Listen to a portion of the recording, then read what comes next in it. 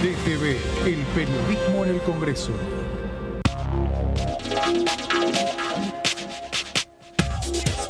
DTV es información, diálogo, análisis. DTV es federalismo, pluralidad de voces, libertad de expresión. DTV es todo lo que un país en democracia tiene que ser. DTV es tu voz en el Congreso. Este 2023, seguí eligiéndonos. DTV, el periodismo en el Congreso.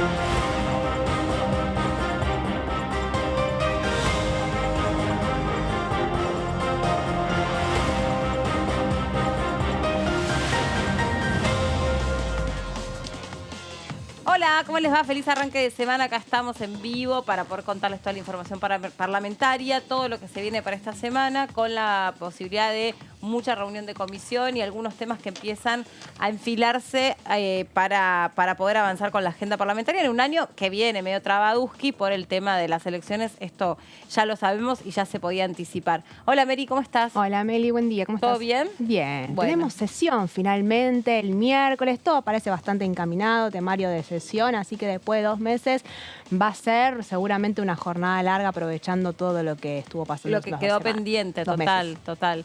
Hola, Fabi, ¿cómo estás? Qué bien que estamos, porque estamos con una semana, como dice María, con sesión en la Cámara de Diputados, con temas interesantes, hay que decirlo, porque el tema de los créditos UBA, su posible solución, también la violencia digital contra las mujeres, temas relacionados con los productos orgánicos, la ley Nicolás que tiene que ver con la atención y el problema de las cuestiones relativas a las enfermedades hospitalarias, a la mala atención y a la mala praxis médica. ¿Cuántos temas trae la sesión? Y creo que son 5, ya te conté 4, creo que son 5, me estoy olvidando de alguno más. Acá lo tenemos todo anotadito por Dale. Lore, nuestra productora. A ver, perfecto. Violencia digital es la ley Olimpia. Exactamente.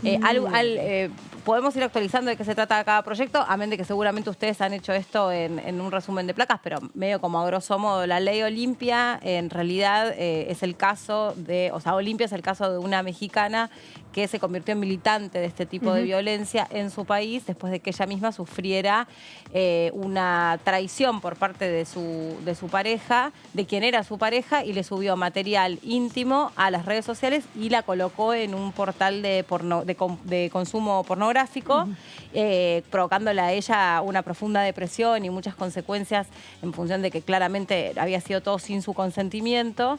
Y ahí ella misma se dio cuenta el impacto que tiene cuando te ejercen una violencia de esta naturaleza, aunque sea a través de medios virtuales, no virtuales, digitales, el impacto que tiene en la vida real y el efecto multiplicador también, ¿no? Y la permanencia después que queda para siempre en Internet.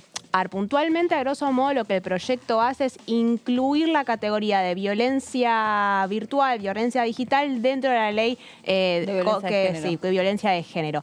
¿Qué se refiere? Por un lado, a lo que tiene que ver con la exposición sin consentimiento de material íntimo, que es particularmente como el caso de Olimpia, pero es un poco más abarcativo, también incluyendo los casos de agresiones, intimidación, hostigamiento sexual en muchos casos que se dan a veces, por ejemplo, en las redes sociales, ¿no? Sí, y algo súper interesante de, digamos, que uno lo va aprendiendo con el correr del tiempo, lo mismo que antes cuando poníamos en los noticieros en Biograf, la mató por tal cosa, y nos enseñaron que la gente mata por violenta, no hay un justificativo real, entonces uno no debe poner un justificativo.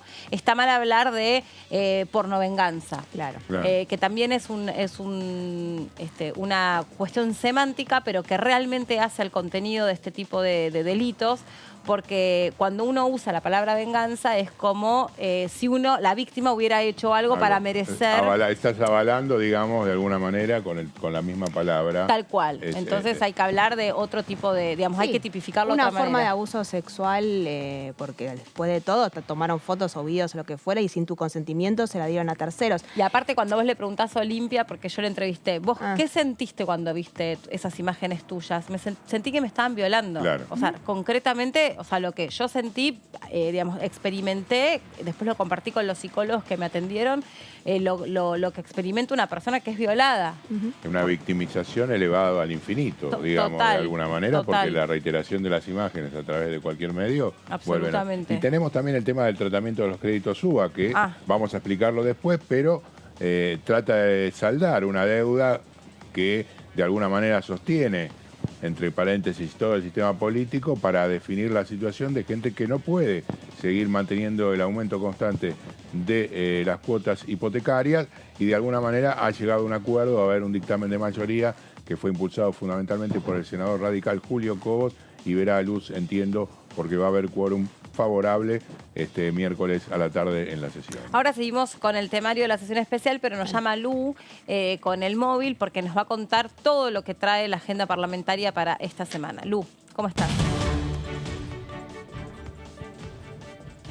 Buenas tardes, Meli y compañeros. Bueno, saludarlos a ustedes y por supuesto a las personas que nos acompañan aquí por la pantalla de Diputados Televisión. Arrancamos una semana en la cual tenemos publicada una agenda parlamentaria, que hay mucho movimiento. La verdad es que va a haber mucha actividad legislativa esta semana aquí en la Cámara. Ya se puede ver en los pasillos que hay mucha gente entrando, saliendo. Mañana arranca con todo, podríamos decir, la semana, la actividad parlamentaria. ¿Por qué? Porque martes a las 15 horas hay una reunión conjunta de la Comisión de Energía y Presupuesto y Hacienda, donde fue invitado el doctor Pablo González, presidente de YPF, ¿sí? Yacimientos Petrolíferos Fiscales, Sociedad Anónima, donde van a tratar el régimen de gas natural licuado, entre bueno, otras iniciativas que seguramente también se van a terminar metiendo en el temario. A las 15 horas mañana se reúne la Comisión de Legislación del Trabajo, donde van a tratar el programa de propiedad participada, donde se va a reconocer una indemnización económica a los ex agentes del Estado, de la empresa Gas del Estado, que no hayan acogido el programa de propiedad participada. A las 16 horas también habrá una reunión conjunta de la Legislación del Trabajo, Mujeres y Diversidad, donde van a tratar todo el tema de las licencias maternales, parentales, paternales, justamente un tema que ya veníamos hablando, que ya esta comisión se reunió en otros momentos, estuvimos charlando respecto a este tema, ¿no? Del tema de las licencias por maternidad, por paternidad, también por parentesco. Y también el miércoles 5, sabemos que el miércoles 5, bueno, ustedes estuvieron hablando y adelantando un poco que va a haber una sesión, ya está publicada la sesión especial en la Cámara de Diputados, pero a las 10:30 de la mañana va a haber una reunión conjunta de Comercio, Defensa del Consumidor, el Usuario y la Competencia, donde fueron invitados expositores relacionados a la problemática existente respecto a la comercialización con las tarjetas de crédito. Eso va a ser a las 10 de la mañana.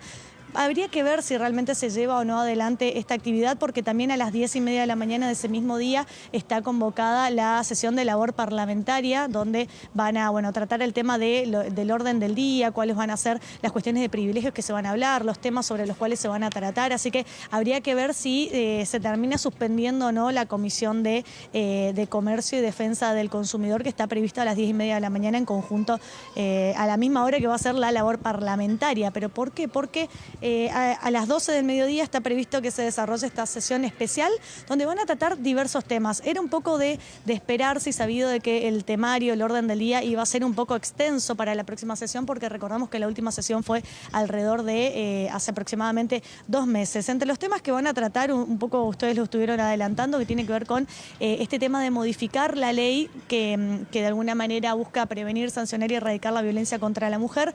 ¿Cuál es la idea? Es modificarla e incorporar el tema de la violencia digital como una modalidad de ejercer violencia contra las mujeres. También van a tratar el tema del régimen de la producción orgánica, es un tema que estuvimos haciendo el seguimiento también, un proyecto que fue promovido por el diputado Ramiro Fernández Patri de la provincia de Formosa. También el tema de los créditos hipotecarios UBA, un tema también muy importante que viene hace por lo menos 4 o 5 años con tratamiento, con debate en comisión. Finalmente se pudieron poner de acuerdo en un texto que tuvo dictamen de comisión y finalmente va a llegar al recinto. Así, son varios temas los que están previstos en la agenda, y también recordar que el jueves a las 11 de la mañana se reúne la Comisión de Juicio Político, ¿sí? Continúa el juicio político contra los miembros de la Corte Suprema de Justicia. Sabemos que se reanuda el trabajo en la comisión, hacía casi 2 semanas que no se reunían, por el tema de los feriados, también por todo el tema de las elecciones comisiones provinciales en las distintas provincias que los diputados están trabajando en sus territorios. Finalmente el jueves entonces se reúne la Comisión de Juicio Político y veremos cómo se va a desarrollar el tema que se mete en la agenda, que es el tema de la coparticipación. Claro, en un momento también, bueno, obviamente de incidencia en el plano de las elecciones, esto que decías vos de la coparticipación, que asimismo es el tema que motivó las causales de juicio político contra los integrantes de la Corte Suprema. También pegadito a las elecciones de San Juan, que es otro de los temas que habría que ver si queda incorporado las decisiones de la justicia sobre San Juan y Tucumán, a 48 horas de celebrarse las elecciones en esa provincia, este fin de semana.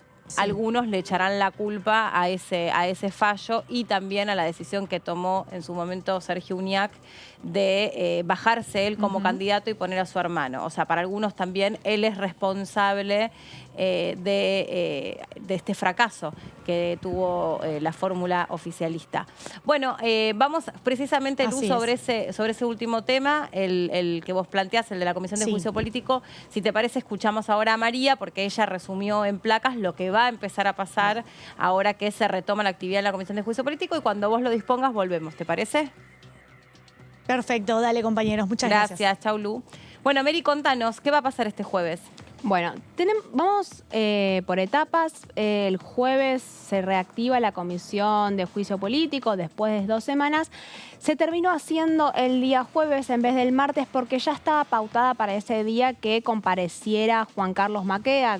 Recuerdan todavía cuando estábamos en la causal por irregularidades en la obra social del Poder Judicial, se termina definiendo a modo de cierre de lo que era del periodo Maqueda de irregularidades, esto es del 2008 al 2021, que el principal responsable de no controlar que no hubiesen balances contables, ausencia de presupuesto, licitaciones de origen dudoso, toda la suma de irregularidades que componen casi 20.000 fojas más o menos del material que está trabajando la Comisión de Juicio Político, que se fueron recabando en las últimas reuniones de comisión. Bueno, de alguna manera se adjudicó toda la responsabilidad de la falta de control sobre esas falencias a Juan Carlos Maqueda. ¿Por qué? Bueno, lo hemos hablado largamente, porque durante ese periodo Maqueda ejercía como supervisor de la obra social, si bien no a través de un acta formal que le había firmado, que le había encargado la supervisión, pero como se descubrió este medio en el cual él efectivamente renunciaba en su momento a las funciones, la lógica es si, bueno, tuviste que renunciar a esas funciones, en algún momento las habías tenido que cumplir.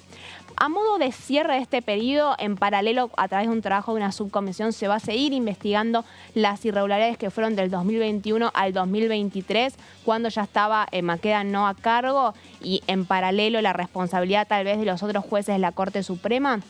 Se lo convocó a Maqueda para que compareciera. Repetimos, y en eso somos insistentes, esto no tiene que ver con la defensa que hacen los jueces de la Corte Suprema al final del todo el proceso, en el cual sí o sí tienen que presentar de alguna manera o ellos personalmente o un informe escrito. Esto es un informe más que le dan la posibilidad a Maqueda a dar información sobre qué fue lo que pasó durante ese periodo y por qué no hubo ningún tipo de control durante esos años que evitaban las irregularidades. Absolutamente nadie espera que Maqueda vaya a venir el jueves, ya dio trascendidos, no se espera tampoco que se presente un escrito, pero como estaba convocada para ese día que Maqueda se presentara, se aprovechó la fecha y en paralelo, ante la probable ausencia de Maqueda, se va a aprovechar para arrancar con lo que es la causal de coparticipación que recién hablaba y resumió un poco Lu. Causal de coparticipación es la tercera causal que se va a estar tratando en la Comisión de Juicio Político a la Corte. ¿Cuánto se estima que puede durar? ¿Qué pregunta? Hasta ahora, a ver, hagamos un poco de historia. El 2 por 1 de los genocidios, que fue en la primera causal que se trató, ¿no? Analizando cómo fue la negociación en torno al fallo Muiña, fueron más o menos un mes, cuatro encuentros. Sí. Fueron con presencia de organismos de derechos humanos, con presencia de funcionarios, más o menos 4 reuniones tuvo. La de irregularidades, la obra social fue la más larga, fueron 8 o 9 en total, pero que se terminó extendiendo por la cantidad de material presente que había, por las consecuencias políticas que tuvo adentro de la Corte Suprema, repercutiendo de forma tal que empezaron a dar información, buscando de alguna manera irse tirando el fardo de la responsabilidad de lo que estaba pasando. Coparticipación seguramente va a durar varias semanas, en primer lugar porque fue la causal que motivó que hubiese un juicio político de la Corte Suprema, en primer lugar, y porque es el que tiene mayor peso político en términos, y después lo vamos a repasar, con lo que tiene que ver con Marcelo de Sando y Silvio Robles. En el medio de un año electoral, sabemos que cierto sector del Frente de Todos especulaba con utilizar como insumo algunas de las pruebas que se fuera recopilando como resultado de esta investigación. El tema de Marcelo de Sando y Silvio Robles va a ser clave en un contexto teniendo en cuenta que gran parte de la hipótesis del Frente de Todos en lo que respecta a las negociaciones de la Corte Suprema y el tráfico de influencias y el tráfico para poder emitir algunos tipos de fallos tiene que ver específicamente con Horacio Rodríguez Larreta, hoy precandidato presidencial de Juntos por el Cambio. Entonces hay que ver ahí cómo se van a ir superponiendo algunas fechas electorales con algunas testimoniales. En primer lugar, vamos a lo formal, más allá de lo político y el análisis que se va a hacer del trasfondo de la negociación sobre qué fue la coparticipación. Un poco de historia, lo hemos repasado, pero siempre es bueno darle un marco general porque esto ya fue el año pasado. Vamos a la próxima placa para repasarlo un poco. En el 2022, 20 de diciembre del 2022, la Corte Suprema firmó una acordada que obligaba al Gobierno Nacional a aumentar los fondos coparticipables de el 2,3% al 2,95%. Recordemos que originalmente en el 2016, cuando apenas Macri asume, él lo había triplicado, llegando del 1,4% al 3,5%, ya generando bastante resquemor de parte de los gobernadores, con el argumento del traslado del gobierno a la ciudad. Cuando Alberto Fernández, en el marco de la pandemia, asume, termina reduciendo ese porcentaje de coparticipación, abriendo todo un litigio muy fuerte con el gobierno de la Ciudad de Buenos Aires, con consecuencias políticas entendidas que venía una buena relación en el marco de cómo se estaba trabajando la crisis sanitaria por la pandemia, de esas mesas de A3 con Horacio Rodríguez Larreta, Axel Kicillof y Alberto Fernández, con buen trato, que se termina rompiendo tajantemente a raíz particularmente del decreto de Alberto Fernández de bajar la coparticipación porteña, que recordemos, a diferencia de lo que pasó durante el gobierno de Mauricio Macri, que fue solo a través de un decreto, el Congreso de la Nación lo ratificó y lo convirtió en ley, la baja de esa coparticipación. Bueno, ¿qué pasa ahí? La Ciudad de Buenos Aires denuncia penalmente al gobierno de la Ciudad de Buenos Aires y se empieza un litigio en el cual había negociaciones entre el gobierno nacional y el gobierno de la Ciudad de Buenos Aires, con la Corte haciendo un poco de juez y de supervisor general de todo el litigio que se estaba dando.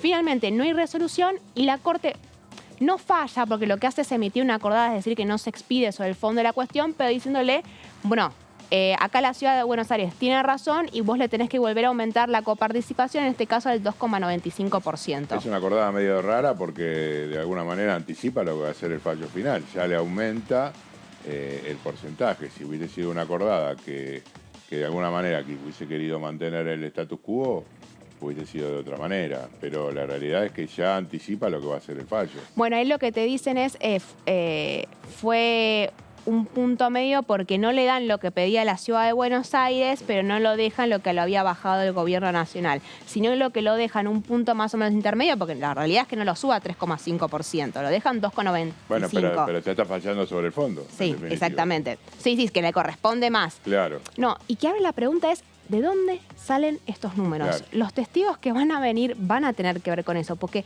no se termina de justificar en ningún momento ni por qué se sube a 3,5, después por qué se termina bajando, por qué se lo sube arbitrariamente a 2,95% y de dónde van a salir esos fondos, que también forma parte de la discusión. Ahí va a haber mucho hincapié en el, bueno, justificame estos puntos porcentuales que vos le estás aumentando, que no sea solamente dibujar una cifra. Sí, de todos modos, a nivel técnico, ¿no?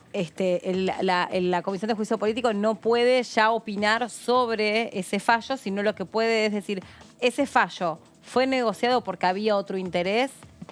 La hipótesis. Exactamente, sí. Es lo único. Es lo único. Por eso es un causal difícil de probar.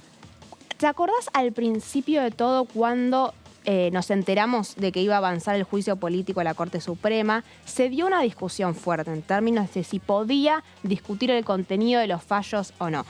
Si bien terminó predominando un poco como una postura estratégica del parte de Frente de Todos para salvaguardar todo el proceso. Habían algunos que sostenían cómo no se puede discutir el contenido de los fallos si vos querés probar que de alguna manera trataron de favorecer arbitrariamente sin ningún motivo y sin ninguna legalidad mediante a determinados sectores. Es decir, se puede cuestionar el contenido de los fallos. De todas maneras, y esto fue una decisión política de parte del oficialismo, de decir, no, vamos a ir por los costados, vamos a ver cómo fue la negociación y cómo fue el trasfondo para llegar a esos fallos, porque si nos ponemos a discutir la legitimidad del contenido de esos fallos, nos metemos en un lío judicial que puede ser cuestionado por un montón de sectores, aparte de la corporación judicial en general, que fue y levantó bastante la voz, los colegios de abogados, es decir, que hay algunas cosas que no se pueden atender. Entonces sí, es principalmente la hipótesis principal del Frente de Todos, es que el fallo de coparticipación benefició a la Ciudad de Buenos Aires, fue negociado entre el gobierno de Horacio Rodríguez Larreta y Horacio Rosati, principalmente y a través del eje que va a estar toda esta causal, Silvio Robles, vocero de Horacio Rosati. Repasábamos en lo que fueron los últimos meses, cada una de las causales estuvo teniendo protagonistas dentro de la Corte Suprema. El caso de la causal del 2 por 1 de los genocidas fue Carlos Rosenkrantz, que fue el principal impulsor de avanzar con este fallo, convenciendo a Horacio Rosati por un lado y, según el argumento del Frente de Todos, negociando con el gobierno de Mauricio Macri para convencerla a Ellen Hayton para que pudiera salir ese beneficio del represor Muiña. Es decir, ahí estaba Carlos Rosenkrantz. Cuando estábamos hablando en el caso de las irregularidades de la obra social, Juan Carlos Maqueda quedó en el centro de la investigación que está haciendo la Comisión de Juicio Político y ahora el eje, digamos, la mirilla va a estar puesta en la responsabilidad del presidente de la Corte Suprema, Horacio Rosati, principalmente por el accionar de Silvio Robles, su vocero. Vamos a la próxima placa para ver un poco, entender un poco más de en qué consiste la causal. Hay 2 puntos y por qué traía de los chats de Silvio Robles y Marcelo D'Alessandro. En su momento, cuando está en el litigio judicial entre la Nación y la Ciudad de Buenos Aires, hay de parte del Gobierno Nacional un pedido de apartamiento contra Horacio Rosati. Había un temor de parcialidad, lo llaman en el escrito del pedido de juicio político, frente a la amistad que existía entre Robles y Marcelo D'Alessandro, poniendo como una especie de archivo que habían llegado juntos al cumpleaños del fiscal Juan Bautista Máiquez, dando cuenta de que existía una relación previa. Recordamos que Juan Bautista Máiquez es uno de los fiscales involucrados en el escándalo del Lago Escondido, ¿no? Y que forma parte de toda la denuncia que está haciendo el Frente de Todos respecto a algunos vínculos espurios que existen entre algún sector de la política y la corporación judicial. A ver, eso mismo. Sí. Ese encuentro que ocurre en Lago Escondido en sí, más allá de si puede constituir una instancia de presunta negociación entre la política y la justicia para facilitar este fallo. ¿Es reprochable esa celebración de ese cumpleaños, esa juntada en Lago Escondido? ¿Es reprochable? No, son 2 cosas distintas. Una cuestión está ligada a una fiesta en la cual fueron ambos invitados.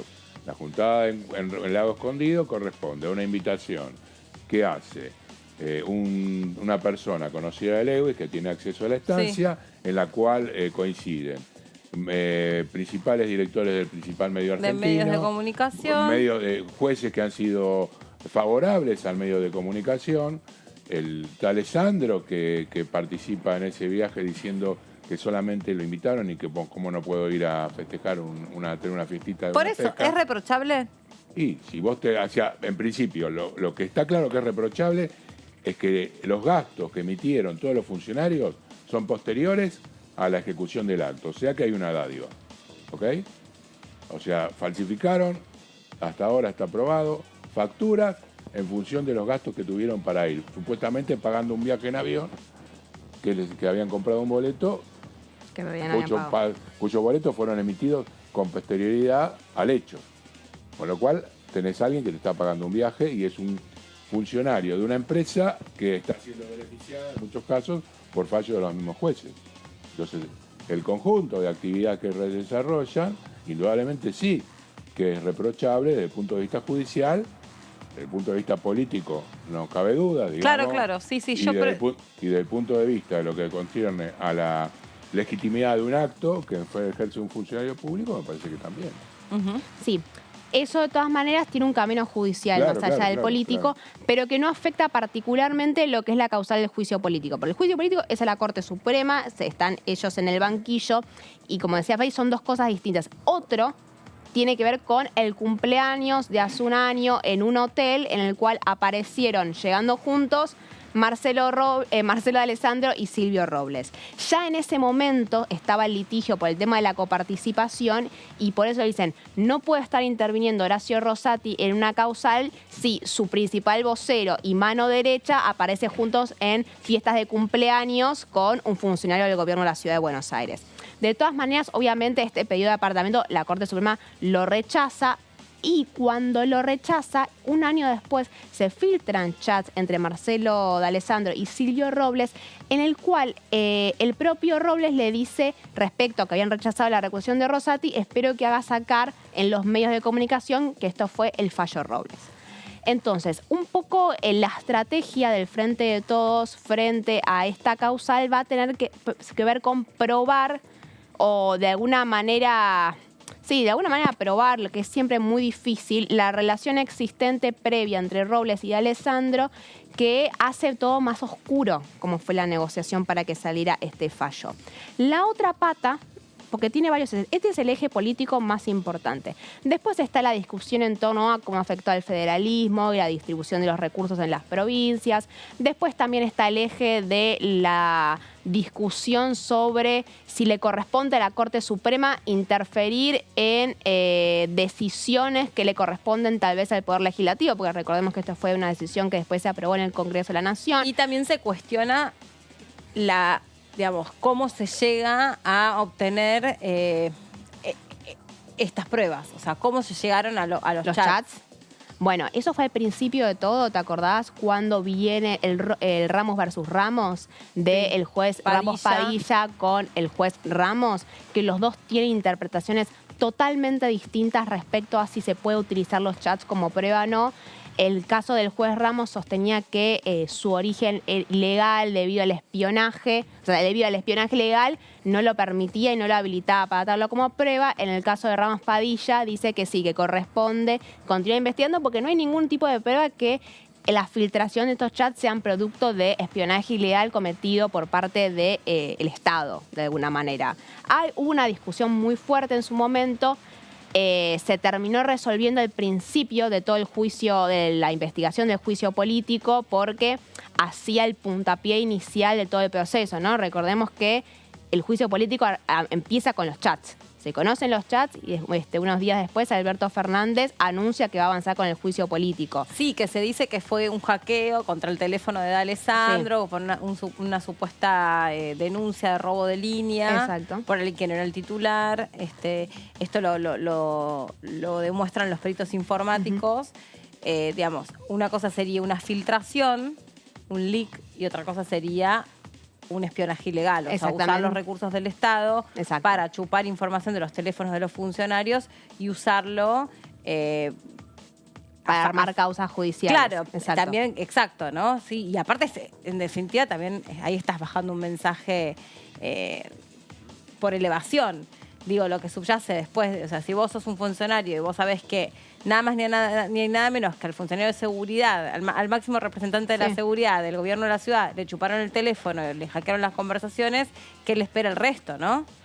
Ah, bueno, sí, pero la discusión también se da en términos políticos por el espionaje ilegal que sufrieron muchos opositores ante el gobierno de Mauricio Macri. No, y los familiares de Lara San Juan. Exactamente, entonces había una discusión que parecía que un poco las posiciones se habían invertido. Recordemos que se utilizó el caso del memorándum con Irán, que ahí literalmente fue que se filtraron conversaciones que fueron productos del espionaje ilegal. Bueno, había habido una causa judicial mediante, pero que aparece en los medios de comunicación y a raíz de eso resucitan una causa que había quedado totalmente cerrada. Pero ahí, si querés, también de telón de fondo tenés el terrorismo de Estado o el posible terrorismo de Estado en todo lo que tiene que ver con el memorándum con Irán y toda la cuestión de las conexiones que pueden llegar a haber habido. Pero terrorismo de Estado no. Terrorismo. Pero en un punto, si no, sí, porque no, era traición a la patria la causa. No esa causa, pero que también, digamos. Bueno, está bien, si vos querés involucrar a lo que supuestamente la variante de Irán y todo lo que tiene que ver con la eso. conexión. Bueno, la conexión iraní o la conexión, Sí. como diablo se llame. No yo, pero digo que también No, lo que quiero decir es eso, que en el sentido, por ese lado sí, igualmente No no era estoy- lo fundamental en ese caso. Obvio, no estoy diciendo que ahí, en el memorándum, lo que estuviese en juego era una causa de terrorismo de Estado. No estoy diciendo eso. Estoy diciendo que muy probablemente, digamos, todo lo que tenga que ver con allanar o investigar cualquier conexión que pueda haber con Irán siempre está vinculada al terrorismo de Estado. Pero sucede que, a ver, eso es una cosa que se había cerrado y se termina reabriendo porque aparecen conversaciones que tenían que ver con un tema totalmente distinto en los medios de comunicación. Y a través de una frase dicen, esto entonces significa que hubo una negociación. Y se termina reabriendo una causa que después se prueba que no es cierto, porque se probaron, por ejemplo, que las alertas rojas en su momento nunca se las dieron de baja, o se habló con la propia Interpol. A lo que voy es interesante porque la discusión partía de, bueno, ¿se puede utilizar filtraciones de conversaciones como insumo para avanzar en causas judiciales? No se puede, es totalmente ilegal. El argumento en su momento del Frente de Todos fue no se puede partir esa premisa. Pero depende de lo que pone de relevancia. ¿En qué sentido? En el sentido que si el mecanismo mediante el cual vos obtenés prueba es un recurso ilegal, sí, es ilegal. Ahora, si lo que se pone en evidencia a través de ese mecanismo ilegal es lo suficientemente grave como para justificar ese mecanismo, ¿Pero para quién algunos define les... lo que define eso? es Claro, pero esa es la discusión de fondo. ¿Quién lo define? O sea, si acá, a través de estos chats, que obviamente les chuparon el teléfono a un ministro, ¿te guste o no? Se lo chuparon, porque de otra forma esa información no salió. Y tampoco el ministro vino a decir, miren, acá me hackearon el teléfono y está la conversación está editada, la conversación real fue esta. Tampoco el ministro vino y puso el teléfono a disposición.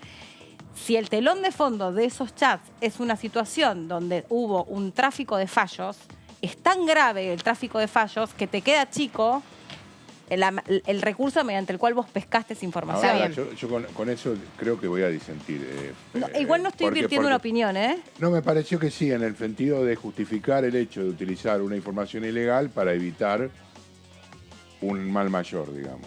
Que en definitiva me parece que eso es lo que fue, creo que dijiste, pero me equivoco. Creo que es lo que dije, pero no es lo que yo pienso. Creo que son algunos argumentos que se escucharon decir cuando se debatió sobre qué recursos pones a disposición de obtener determinada información. Bueno, yo creo que para mí está mal. Yo lo reprocho.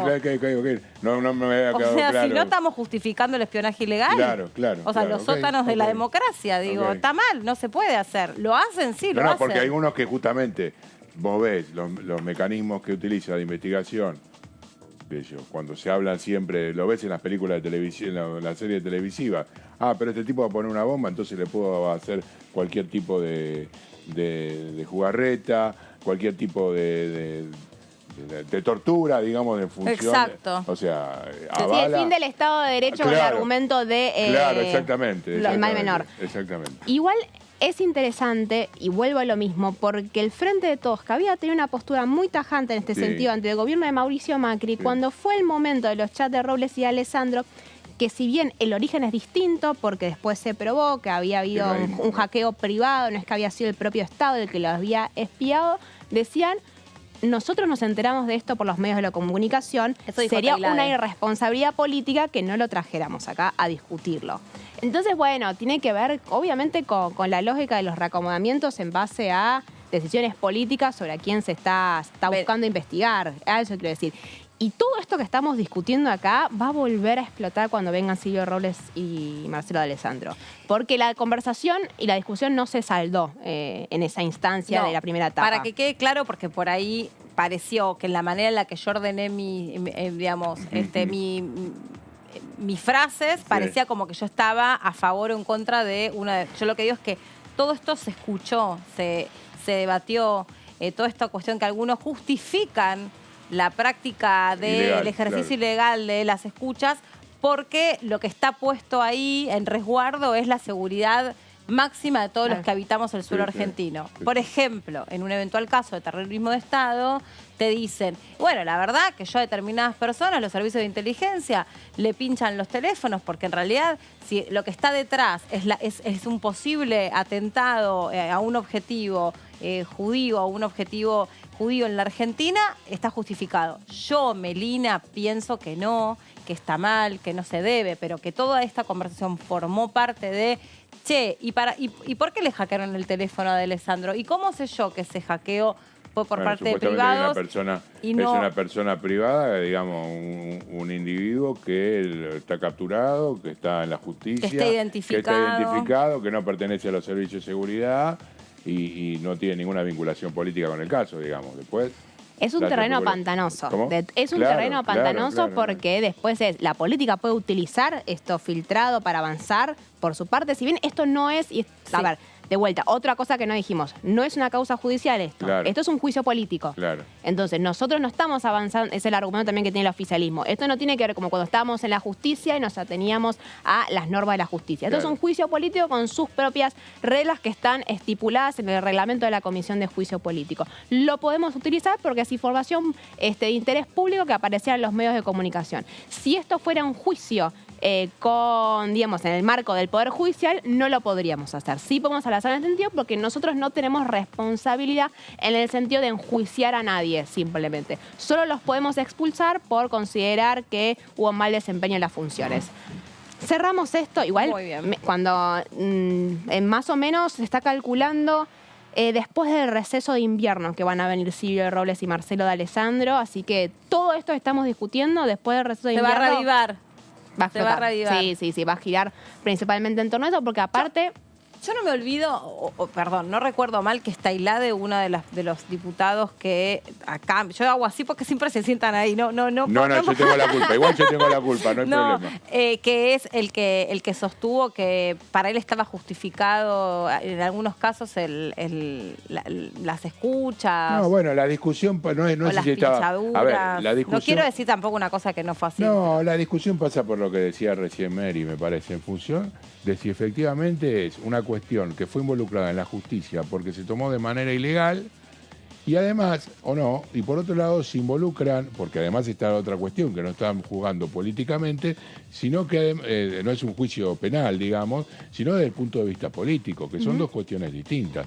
Si efectivamente esas declaraciones y esos chats son reales, son declaraciones de un funcionario público, independientemente de cómo se hayan obtenido. Porque, de ¿Cuál, nuevo, perdón? Esa que dice lo del el fallo Claro, Robles. claro, se y llama- todas las que tienen como Eso. protagonistas a Alessandro, que hablan de cuestiones que tienen que ver con los autos, cuestiones relativas a chat diversos, o sea, las que antecedieron al fallo del Consejo de la Magistratura, que también están involucradas, digamos, son todas cuestiones en las cuales no hay un juzgamiento penal, es un juzgamiento político, y si hablamos de política hablamos de ética, ¿está bien?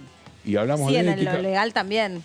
Está bien, pero digamos que es secundario. Vos podés decir, bueno, puede ser no ético, pero capaz que en la justicia no es No, está bien. causa Vos, de juicio. vos te referís claro, a la diferencia entre lo que es una regla, ¿no? Una regla Claro, social, y a una regla social, moral, cultural, a una ley. Y además que sos un funcionario público y tenés una responsabilidad ante el resto de la población y estás haciendo una cosa o trabajando en una cuestión que efectivamente quizá no sea legal. Y lo estás arreglando con una contraparte para favorecerte. Entonces, si esto sucedió de esta manera, efectivamente, como dice el oficialismo, hay una diferencia con una cuestión que se va a juzgar, creo, Mary, en los tribunales penales. sí, en principio no sé si está avanzando hay denuncias. No, digo en general, con cualquier... No, pero hacia eso. Al final del día, el núcleo de la discusión es, esto es un juicio político, no judicial, por lo tanto tiene otras reglas. Claro. Entonces no es que nosotros estamos como en un tribunal utilizando chats filtrados para probar que hubo un delito. Claro. No, estamos hablando, acá lo que se está probando es el mal desempeño de las funciones, el posible mal desempeño de funciones de 4 jueces de la Corte Suprema. Y como prueba y como insuma para sostener esto, nos encontramos con estos chats que justificarían que hubo de alguna manera una negociación para que saliera la acordada de coparticipación. Distinto sería si fuera en un tribunal. Ahora, la discusión, por más que sea una cuestión política, en el marco de la Comisión de Juicio Político, para mí es válida. Digamos, desde el punto de vista político-ético, si querés. Claro, sí, se pueden utilizar chats filtrados como prueba. Ok. Me parece que ahí, y eso no está saldado, si bien normativamente desde el Frente de Todos creen que sí. Juntos por el Cambio es Vamos a tajante. seguir diciéndole frente de todos. Unión Y por la Paz. porque no ¿Por qué? cambia el nombre en la Cámara de Diputados. Ah, entonces para nosotros es frente El de Frente todos. de Todos, ¿Qué exactamente. tema? Me Yo lo cuesta un pregunté montón. específicamente a Germán Martínez de Asunción ¿Ah, sí? y me dijo, nosotros seguimos siendo Germán. Sí, Germán seguimos. Se le pregunté a él y se identificaba con su nombre.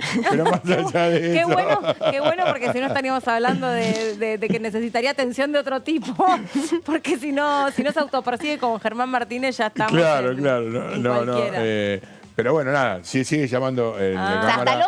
hasta el 10 de diciembre, Exactamente, Frente de Todos. exactamente. Y aparte me gusta más Frente de Todos que Unión por la Patria, que es más difícil. Se rompieron la cabeza pensando un Pero nombre. ¿no te sale unidad? Unidos por Sí. la Patria, Unidad por Sí. la Patria. Hay gente que le sale Yo no- unidad por todos. Unidad por todos. Mezclar Sí. todo. Yo le digo UP, Todos por como la todos facultad. juntos somos más. UAP, como la película. Up. En Yo- inglés. sí, en AP, sí. UP. Pero sí, UP porque... Y UP tiene una connotación También, latinoamericanista, sí. latinoamericanista mucho más grande. Digamos, fue utilizado, bueno, Unidad Popular en Chile, Claro, exacto. varios partidos. Bueno, está pensado, ¿no? También. Sí, claro. Bueno, cada uno creía como. Yo lo voy a El seguir Frente de significado y el Todos. significante, ¿vio? Sí, totalmente. Bueno, Frente de Pero Todos, sí, entre UP, ustedes. UP, Sí. Unión por la Fernández. Patria, como prefieran.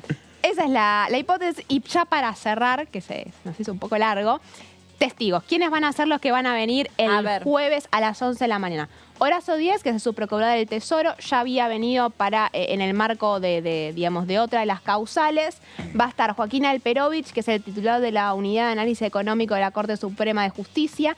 Y después van a haber 2 fiscales del Estado. Uno del fiscal del Estado de Catamarca, que es Marco Cosdenet, y también el fiscal del Estado de Santiago del Estero, que es Raúl Julio César Abate, y se está viendo también si viene el fiscal del Estado de Santa Cruz. La idea de la presencia de todas estas que son cuadros más bien técnicos tiene que ver fundamentalmente, con la discusión en torno al porcentaje y a cómo nunca la propia Corte dijo de dónde iban a salir esos fondos, ¿no? O sea, cómo el Estado iba a pagar de alguna manera el aumento de la coparticipación porteña. Es una discusión más bien técnica que hace a, ¿qué significan que el aumento porcentual, de dónde lo vamos a sacar?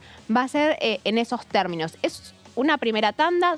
Me parece un poco que también los que pudieron venir. Todavía se espera que vengan gobernadores afectados. También se esperaba que venía Eduardo Guado de Pedro. Vamos a ver, de vuelta, ¿no? Coletazos del cierre de listas. Eduardo de Pedro, que había sido uno de los precandidatos que terminó bajándose en pos de la unidad y la candidatura de Sergio Massa. Bueno, está en la situación política un poquito más complicada, pero la idea es que de momento venga de Pedro y la promesa que dicen de la Comisión de Juicio Político, que una vez que termine el receso invernal van a estar Marcelo de Alessandro y Silvio Robles. Esto es un poco lo que vamos a ver el día jueves y a partir del jueves. Muy bien, Mary. Bueno, muy interesante las jornadas que se vienen y además, como decíamos, a la luz de el tramo más caliente de las elecciones.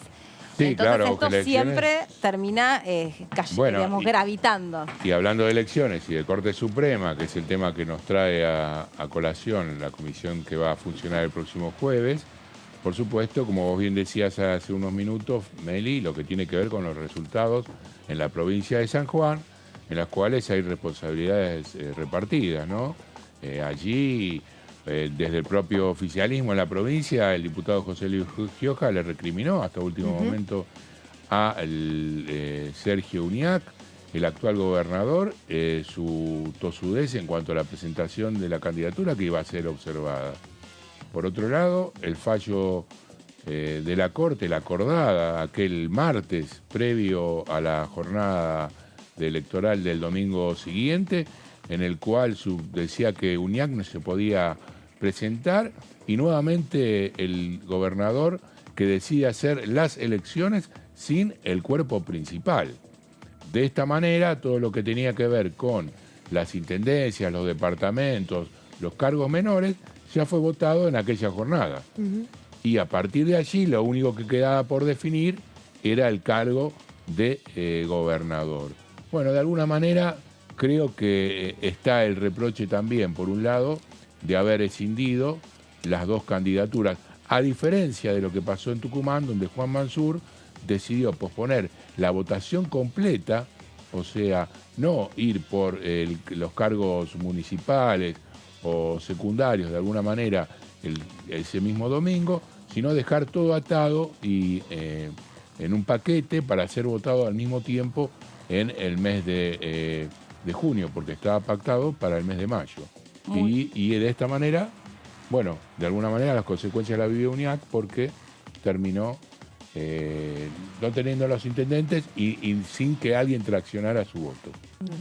Bien, bueno, vamos a aflojar un poquito con la agenda parlamentaria estrictamente porque quiero repasar con ustedes un tramo de la entrevista que le hizo nuestro compañero Horacio Embón en DTV Entrevistas a nuestra compañera Mariana Carvajal, que conduce Punto Género, sobre distintas temáticas vinculadas a la agenda de género, de acuerdo a la mirada de esta periodista que viene bien metida en este tipo de cuestiones hace un buen rato. A ver, la escuchamos. Creo que cuando empecé a escuchar historias de mujeres víctimas de violencia doméstica, se decía en aquel momento, Claro. Porque fue mucho antes del Ni Una Menos. Tal cual. Muchos de esos temas los empecé a escuchar en mi casa materna, paterna, porque mi mamá fue pionera atendiendo a víctimas de violencia de género en el sur del conurbano, Marisú Devoto. Con la Fundación Propuesta armaron grupos de ayuda mutua. Maravilloso, yo no sabía eso. Y un poco escuchar esas historias. Y eras una muchacha Y muy yo joven. en mis 20...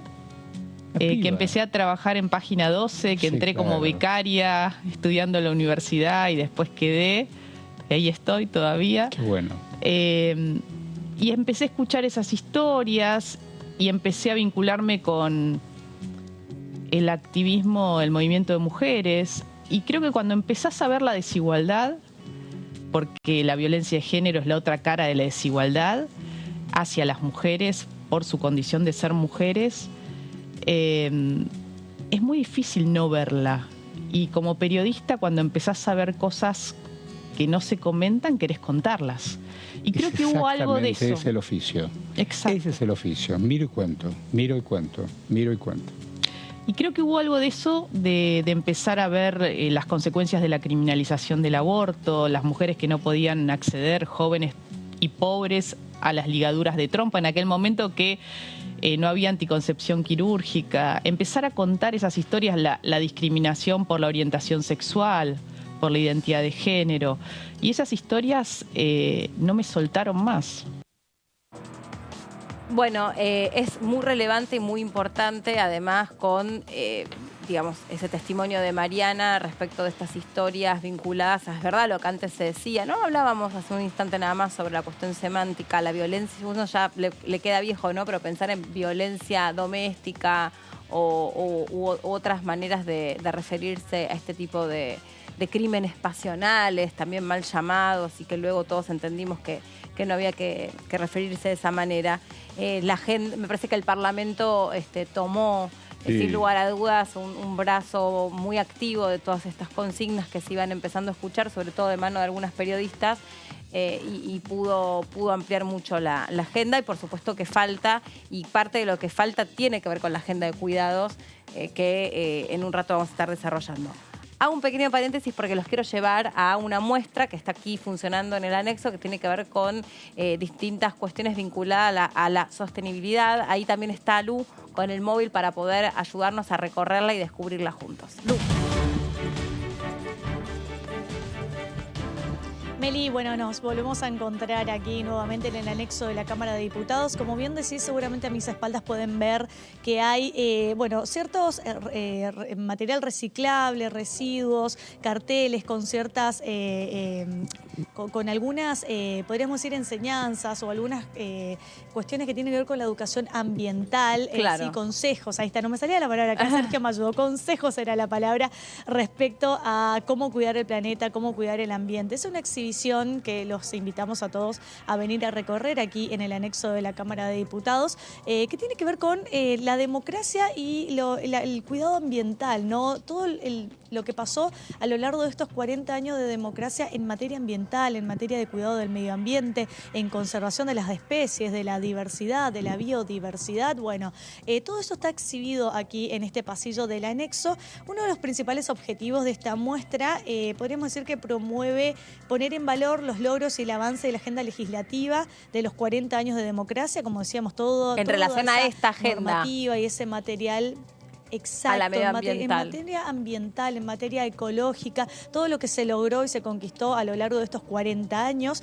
También la reflexión sobre el rol del Parlamento y los desafíos futuros en materia ambiental. También se busca, de alguna manera, sensibilizar acerca de la relevancia del cuidado del ambiente y del desarrollo sostenible. Bueno, todo esto es el objetivo que tiene esta muestra que está exhibida aquí en el anexo de la Cámara. En el pasillo, ustedes cuando ingresan y van para el canal pueden ver que esto está... está todo a lo largo del pasillo, hay un montón de consejos, a mí lo que me gustó de leyes que se fueron sancionando. Especialmente de esa parte del tramo donde te encontrás vos, que es como una especie de ambientación de la muestra, donde efectivamente es material descartable o reciclable que está puesto ahí casi como si fuesen piezas de arte, porque tienen como, digamos, esa distribución, que es el mismo pasillo por el cual las mamás y los papás acompañan a los chicos hacia el jardín de infantes. O sea, todos los que llevan a los niños, creo que es Gato Garabato, creo que se llama el jardincito de acá. Sí. Gato Garabato. Y entonces está bueno porque me imagino que esto debe despertar esta conversación respecto de la agenda medioambiental con los más chicos, porque si hay algo que te llama la atención son todos esos objetos que están ahí colgados, que son paquetes de galletas, cajitas de jugo, de yogur, de untables, bebidas, que están ahí como colgados, suspendidos, que es material que evidentemente se recuperó con el objetivo de reflexionar.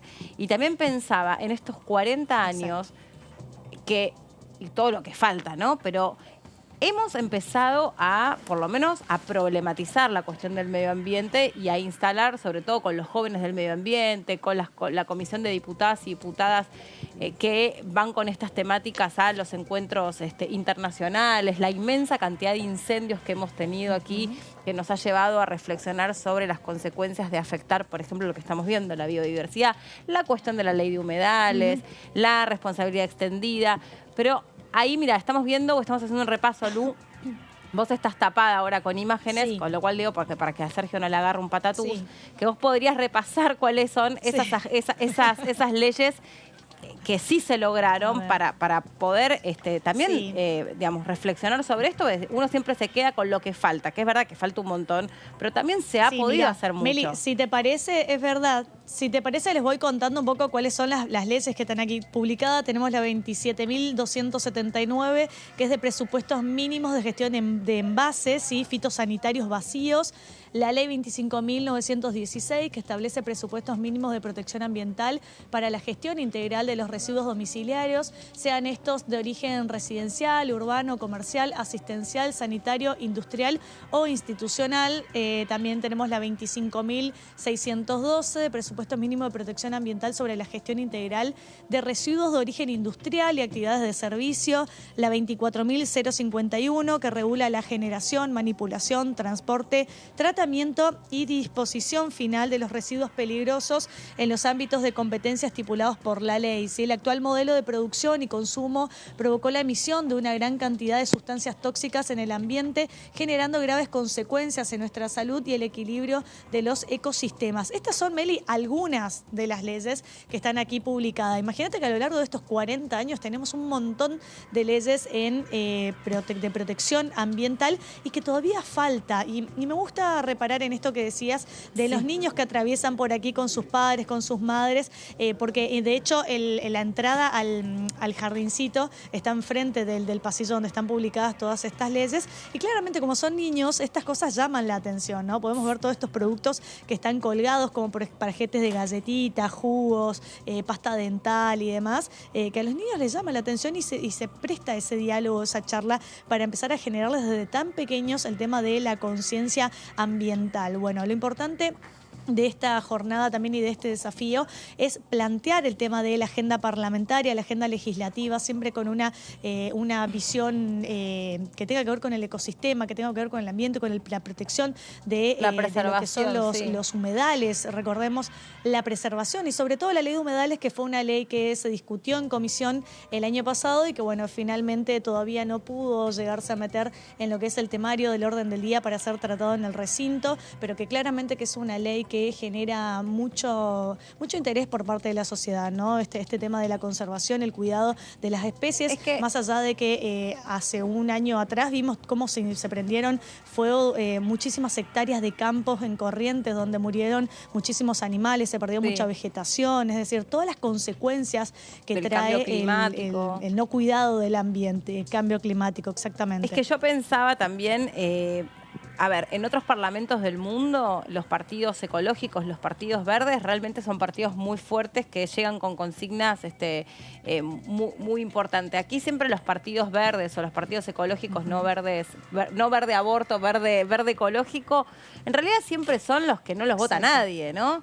Y yo digo, ¿cómo es posible? Yo me hago esta pregunta, ¿cómo es posible que ninguno de los programas de los diputados y las diputadas tenga incluido, a ver, digo ninguno y estoy siendo exagerada porque van a saltarme todos en tropa y decir, nada que ver, nosotros tenemos un montón de proyectos, pero salvo alguno que otro, no se escucha en su plan de acción temáticas vinculadas a lo ecológico, salvo, bueno, Grosso, ¿no? Pero no, puntualmente... No a Grosso de capo, Leo. Leo Grosso, sí. No, Graciela Camaño también fue una diputada que siempre apuntó a la agenda verde. Sí. El sector de Grabois también tiene. Sí, estaba pensando yo en Patria Grande porque acá también en la Argentina quienes se reapropiaron mucho la discusión y el reclamo por el medio ambiente fueron las organizaciones sociales, cruzando las consecuencias económicas y sociales que tienen sobre las poblaciones más vulnerables con el desastre ecológico. Entonces, si vos te pones a ver quién lo está motorizando, Patria Grande fue el que impulsó más medidas en ese sentido.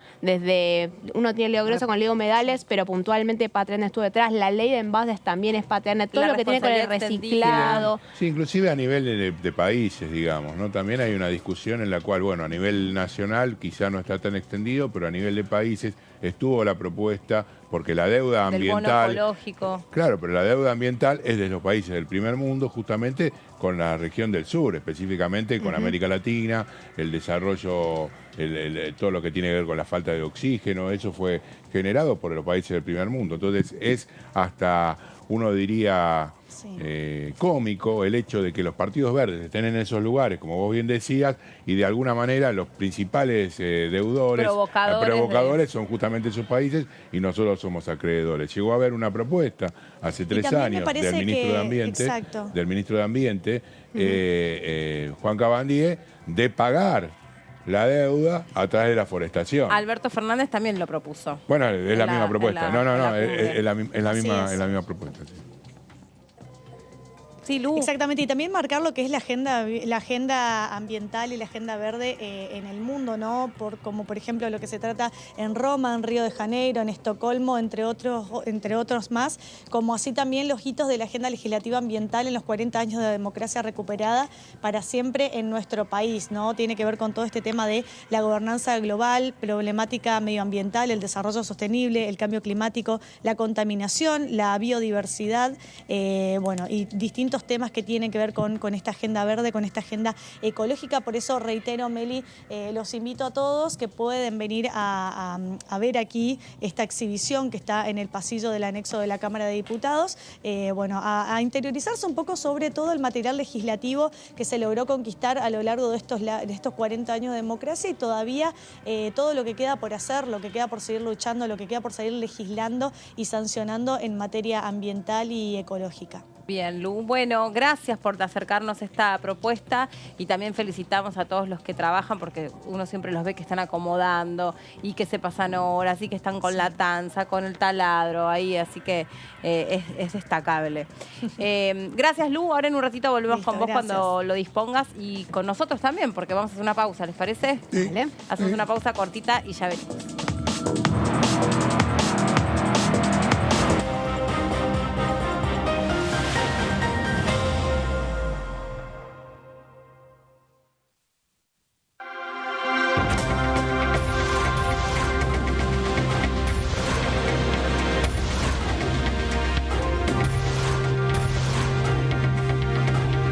Ellos son tu voz en el análisis. DTV, el periodismo en el Congreso. ¿Cómo le va? Esto es el análisis por aquí por DTV. Este problema, como el problema de los alquileres, son dos temas que afectan a una cantidad muy importante de gente, sobre todo de clase media baja, que están atravesando una situación compleja, así que tenemos que avanzar rápidamente.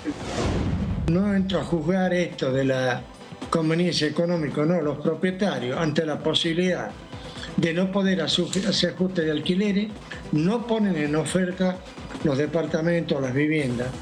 Y tenemos que ver una forma, en mi modesta opinión, creo que si libráramos al acuerdo de partes, el tema se podría llegar a arreglar. DTV, el análisis, de lunes a viernes.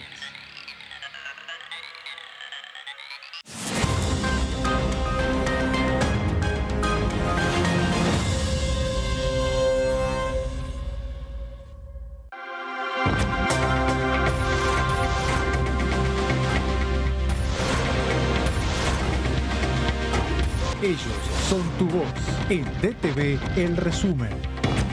DTV, el periodismo en el Congreso. Cuando hagas una compra, paga como quieras, pero paga lo que es justo, porque ahora contás con precios justos, el compromiso que tomamos con supermercados y distribuidores de todo el país, para que más de 2.000 productos mantengan su precio por 4 meses y la previsibilidad de que otros 30.000 no superen el 4% de aumento mensual. Además, podés avisar de faltantes o irregularidades para que nadie tenga que pagar de más. Bajate la app, escaneá y conocé los precios justos. Primero la gente. Ministerio de Economía. Argentina Presidencia. DTV es diálogo, análisis, información. DTV es pluralidad de voces, federalismo, libertad de expresión.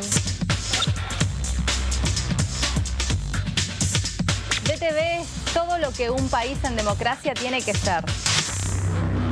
DTV es tu voz en el Congreso. Este 2023 seguí eligiéndonos. DTV, el periodismo en el Congreso. Hola, hola, bienvenidos, bienvenidas. Aquí estamos en la tercera edición de DTV. Que es importante que haya una advertencia de quienes usamos, porque esto se usa no solamente los niños y jóvenes, sino también los adultos, quienes estemos interesados en usar este tipo de herramientas, el famoso ChatGPT. O sea, sepamos y estemos advertidos los usuarios, claro, como una cuestión de consumo más, de que esto no es real. Argentina es uno de los países suscriptores y promotores de lo que es el Acuerdo de Escazú en materia justamente de ambiente y que tiene 3 pilares básicos: el acceso a la información, la participación ciudadana y la justicia ambiental. Cada vez vemos más una necesidad de que se establezca una justicia especializada. DTV, tercera edición, de lunes a viernes.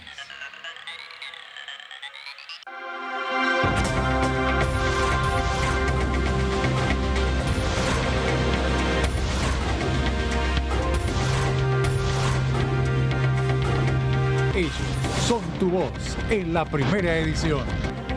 DTV, el periodismo en el Congreso. ¿Qué tal? Buenas noches. Bienvenidas y bienvenidos a Punto Género. Sí es cierto que una persona denunciada por violencia de género, si participa de un ámbito como es el ámbito laboral, debería el empleador, sabiendo esta situación, por supuesto conservarle el empleo, protegerle el empleo, porque no es una de las causales de extinción de un vínculo laboral, pese a que hubo casos en los que sí esto ocurrió. Pero sí la empresa, por proteger a la empresa e incluso por proteger al trabajador, debería implementar acciones para precisamente capacitar en la temática, sensibilizar, hacer talleres de reflexión sobre este tema. No puede hacer de cuenta que no pasa nada, porque lo que pasa dejó de ser algo privado. Y esto tiene que ver justamente con todas las leyes que tenemos que expresamente dicen la violencia de género no es más un tema privado.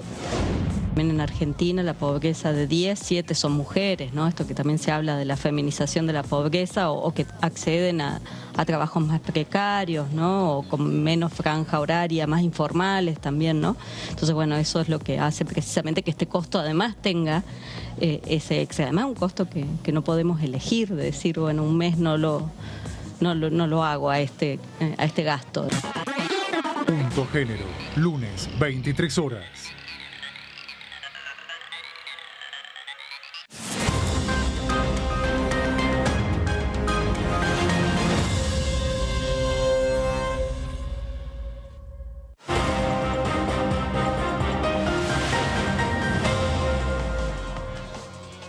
Acá estamos de regreso después de la pausa y vamos a seguir contándoles toda la información que traen las comisiones que van a empezar a moverse a partir de mañana. El fin de semana próximo, ¿hay elecciones? ¿Quedan elecciones para el fin de semana próximo o no? Porque no recuerdo. Quedan las de Santa Fe, no. Santa Fe, pero es en 2 semanas. 2 semanas. Ah, entonces está bien, sería un fin de semana sin elecciones. Yo creo que también. Yo creo que también, que no hay elecciones. Bueno, y estaba repasando despacito, suavemente. Más conocido Mátame que en Despacito. cámara lenta. Sí, más conocido que Despacito. ¿Cómo? Más conocido que Despacito, que el Despacito.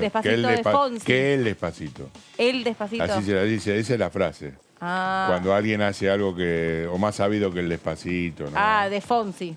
Claro. Si la habrás bailado en los boliches. Imagínate, no te podés dar una idea. Me descoloco cada vez que la bailo. Con mi versatilidad y mi elasticidad. Sí, ¿no? Y tu capital caderístico. Escuchame una cosa, curístico, es decir. Me gusta cómo lo hiciste más elegante ahí. Sí, caderístico. Es el día del locutor. Es el día del locutor. Feliz día. Gracias, compañeras, muy amable. ¿Matrícula número? Bueno, 12.345. Bien. A ver, por ejemplo... No voy a impostar la voz. No voy a impostar la voz porque no está el lugar que estoy acostumbrado.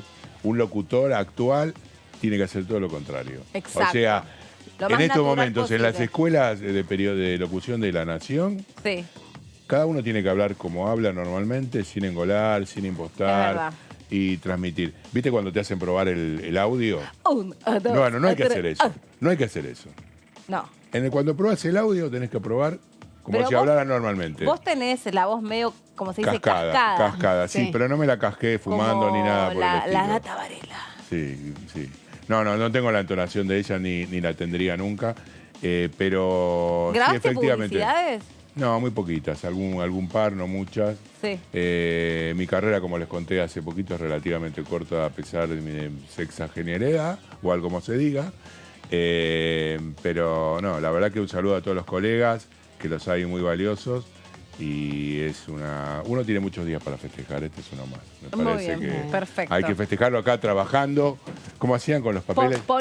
Sí, así, poniendo la voz todos los días. Poniéndole el cuerpo y la voz, el cuerpo y la voz. Porque los cronistas, además, que soy cronista de calle, le ponemos el cuerpo. Sí, muy bien. Bueno, entonces, para esta semana tenemos mañana a las 3 de la tarde. Se están como todas superpuestas. ¿Cómo vamos a hacer acá en DTV? Uno tras el otro. Una locura con nuestro despliegue de móviles. Comisión de Energía y Combustibles, Presupuesto y Hacienda. Viene Pablo González, el presidente de YPF, por el régimen de promoción del gas natural licuado. Ahí se sumó. Senador. Pablo González. Candidato a por senador. Santa Provincia de Santa Cruz. El segundo de Alicia. Esta comisión es en el segundo piso del anexo C. A la misma hora se reúne la Comisión de Legislación del Trabajo con el programa de propiedad participada. Reconózcase una indemnización económica a los ex agentes de la empresa Gas del Estado. Sí, ese es un... ¿Cómo estamos con el tema del gas? Bueno, pero no, ese es un proyecto que vienen impulsando justamente aquellos que habían recibido la promesa de parte del gobierno de Carlos Menem de recibir una cantidad de acciones y nunca fueron hechos realidad. O sea, son ex trabajadores que durante la privatización quedaron al margen y tenían una porción de la venta y nunca se hizo efectiva. Sí. Es una deuda que ya lleva el año 1991, cuando Cavallo dijo todo lo que pueda ser vendido va a ser vendido, en aquella famosa frase que quedó para la historia de la argentinidad, y efectivamente hoy están proponiendo, creo que el diputado Pablo Carro, esta posibilidad. Sí. Bueno, Fabi, ya que estás parado, ¿nos vas a recitar algo? Les voy a recitar y no es ninguna poesía, sino todo lo contrario. A ver. Porque el hecho que vivió la vicepresidenta el 1 de septiembre del año pasado puso en evidencia un ensañamiento particular de parte de amplios sectores de la sociedad que participan de la política o de algunos sectores de la sociedad que participan de la política de la violencia contra las mujeres. Esto es algo que también, por ejemplo, lo vivimos en la Cámara de Diputados con algunos chats que recibió, me acuerdo, Cecilia Moró, una investigación en la cual se supo hace poquito y fue descubierta, de la cual también había sido víctima el ex titular de la Cámara y actual precandidato y titular de la Cámara del Ministerio de Economía, Sergio Massa. Se pudo dar con los que habían emitido los mensajes de amedrentamiento a través del chat. Y a partir de eso, bueno, esta propuesta de llevar adelante una ley que incida en todo lo que tiene que ver la violencia efectiva para erradicar la violencia, prevenir, sancionar y erradicar la violencia contra las mujeres en la vida política. Esto lo que de alguna manera viene a mostrar es la parcialización y el encono que muestran determinados sectores, podríamos decir del patriarcado, pero es un poco más amplio, creo yo, en este sentido, de no asignarles el rol que efectivamente debe tener la mujer en la política y atrasar efectivamente no solamente en años, sino desde el punto de vista de lo que ha significado el crecimiento y la inserción aquí en la Argentina de la mujer en la vida política, consagrada ya con el voto femenino impulsado por Eva Perón y con anterioridad en otras provincias. Recuerdo, en la provincia de San Juan ya se votaba en la década anterior a que Evita lo llevara adelante el sufragio universal. Más allá de esto, la participación paritaria a partir de leyes que impulsaron la igualdad de género en las boletas. Hoy la alternancia es una cuestión que no se discute, la cuestión vinculada también al hecho de cómo se alternan y a la mayor inserción de la mujer en la vida política. En las redes es común, ustedes participan, seguramente aportan bastante a eso, las fotos en las cuales solamente hay dirigentes varones en la CGT o cuestiones ligadas a una presencia mínima de la mujer. Bueno, las fórmulas presidenciales. Bueno, las fórmulas presidenciales, más allá y más acá, salvo, hablábamos de Patria Grande, bueno, el PRO, en el caso de Patricia Bullrich también es la única candidata mujer.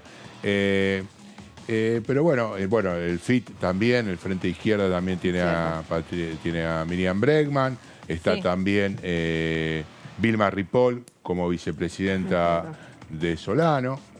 Pero hay que ir a buscar los casos. Pero sí es cierto que el caso de los sindicatos en términos de cupo femenino es de todos los sectores políticos el que está muchísimo más. Y en las provincias... A la par con algunas empresas, digamos. En las elecciones de gobernadores de las provincias... No, bueno, por supuesto. Sí. Brillan o sea, por la ausencia. diferencia es 98 a 1, a 2. Pues sería... Bueno, pero vayamos a esto que me parece que es interesante porque de alguna manera sigue elevando el piso de lo que son los derechos y los cuidados y el respeto hacia lo que significa la dignidad de un argentino, una argentina, en el caso específico en este de las mujeres. Esto, ¿qué es la violencia política? En la vida política, cualquier acción, conducta u omisión realizada de forma directa o a través de terceros, que basada en su género, cause daño o sufrimiento a una o a varias mujeres y que tenga por objeto o por resultado menoscabar o anular el reconocimiento, goce o ejercicio de sus derechos políticos. Bueno, acá entrarían en cuestionamiento un montón de cosas a las que estamos habitualmente viendo o vimos durante mucho tiempo, ¿no? ¿Dónde cabrían, dónde quedarían, por ejemplo, las decenas de tapas o ilustraciones que hacían referencia, por ejemplo, a la vicepresidenta? Las Sí, tapas uno de las recuerda- noticias. ¿Cómo? Las famosas Las tapas de noticias, sí. O el famoso dibujo de Hermenegildo Sabat. Ujú.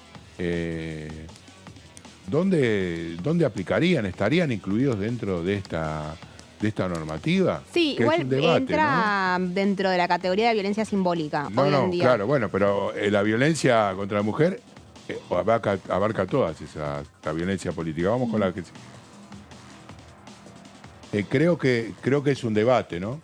Los derechos políticos incluyen, bueno, para lo que la mujer significa votar en todas las elecciones y referéndum públicos y ser elegibles para todos los organismos cuyos miembros sean objeto de elecciones, participar en forma paritaria en la formulación de las políticas gubernamentales y en la ejecución de estas y ocupar cargos públicos. Todo esto tiene que ver efectivamente con lo que el desarrollo político de la mujer pueda realizar y sobre los cuales, digamos, no puede haber ningún tipo de amedrentamiento, más allá, por supuesto, de lo que es la vida cotidiana. Estamos hablando específicamente de violencia política dentro del ámbito de la discusión y el debate arduo que da el día a día de la discusión por el poder, en definitiva, de lo que estamos hablando, ¿no? Ahí, Fabi, justamente lo que vos mencionabas recién, ¿no? Participar en forma paritaria en la formulación de las políticas gubernamentales y en la ejecución de estas. Tenemos el Gabinete Nacional, en la cual la presencia de mujeres Es mínima, es claro. mínima. Sí, sí. Y cargos públicos, ejercer todas las funciones públicas en todos los planos gubernamentales. Hoy en día es una de las principales falencias que tiene el gobierno Sí, nacional, ¿no? y pensar que el gobierno nacional dispone de una cantidad importante de mujeres. Si uno lo compara seguramente con las provincias, yo creo que hay 5 o 6 mujeres de los 22 que forman de los principales funcionarios que están allí en cargo, digamos, ¿no? Ahora, yo en ese momento me quedé pensando con lo que vos decías del atentado a Cristina Fernández Sí. de Kirchner.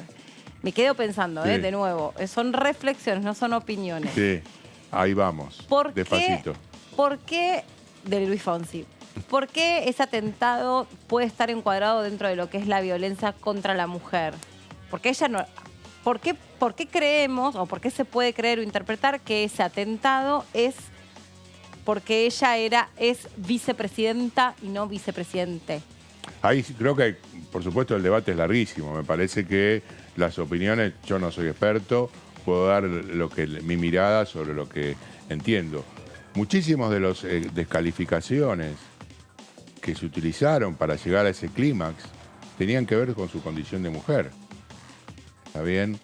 Desde los calificativos femeninos hasta, no sé, pasar de bruja, pasando por chorra, pasando por el que se te ocurra, estaban allí. Sí, lo de bruja, por ejemplo, es cierto que no es algo con lo que se le suele, digamos, agredir a un varón. A nadie se le dice qué brujo, ¿no? Chorra, Álvaro chorro. López Rega, que efectivamente muchos pensamos que lo fue, pero... Chorra o chorro sí, si querés. Pero yo realmente vuelvo otra vez para complejizar o para problematizar, porque para mí, en tal caso, y además que todavía no me queda claro, a mí en lo personal, Sí. ¿cuál puede ser el sesgo de género en ese atentado? Para mí fue claramente un atentado contra la democracia en la figura de quien ocupaba el cargo de vicepresidenta o vicepresidente. Como también creo que en muchos otros aspectos sí claramente se la menoscaba por su condición de mujer a ella, a Cecilia Moró y a otras personas importantes de la política. y aunque no fueran tan importantes, muchas veces se busca, digamos, con comentarios que están muy naturalizados. Me acuerdo en una comisión, por ejemplo, hace poco, ahí estaba la diputada Propato, y alguien le dijo, bueno, usted porque es la esposa de Bernie. Claro. Y la verdad que no, eso al revés no se suele escuchar que alguien le diga, y usted porque es el marido de... No, bueno, está bien. Salvo el marido de Pampita, no se escucha demasiado que en la política... Bueno, ahora con Petri pasa algo similar. Claro, con Luis Petri. Sí, claro. sí, se lo referencia con Cristina Pérez.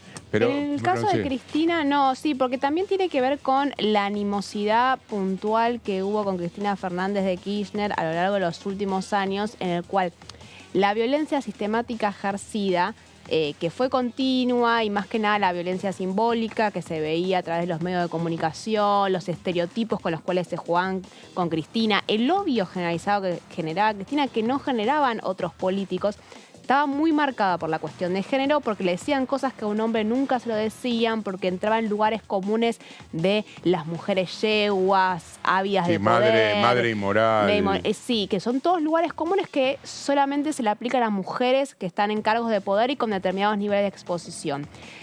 La asociación con el caso del intento de asesinato de la vicepresidenta tiene que ver con que fue el resultado de un montón de violencias ejercidas previamente. Entonces, la interpretación que se hace es como, bueno, el intento de asesinato fue lo último que sucedió, pero después de todo un camino previo que venía con otro tipo de violencias. Esa es la asociación que se hace. Y por eso que fue un intento de asesinato o un intento de femicidio. No, porque yo lo mismo puedo pensar de estoy hablando, pero de nuevo, o sea, tratando de poner ideas en común.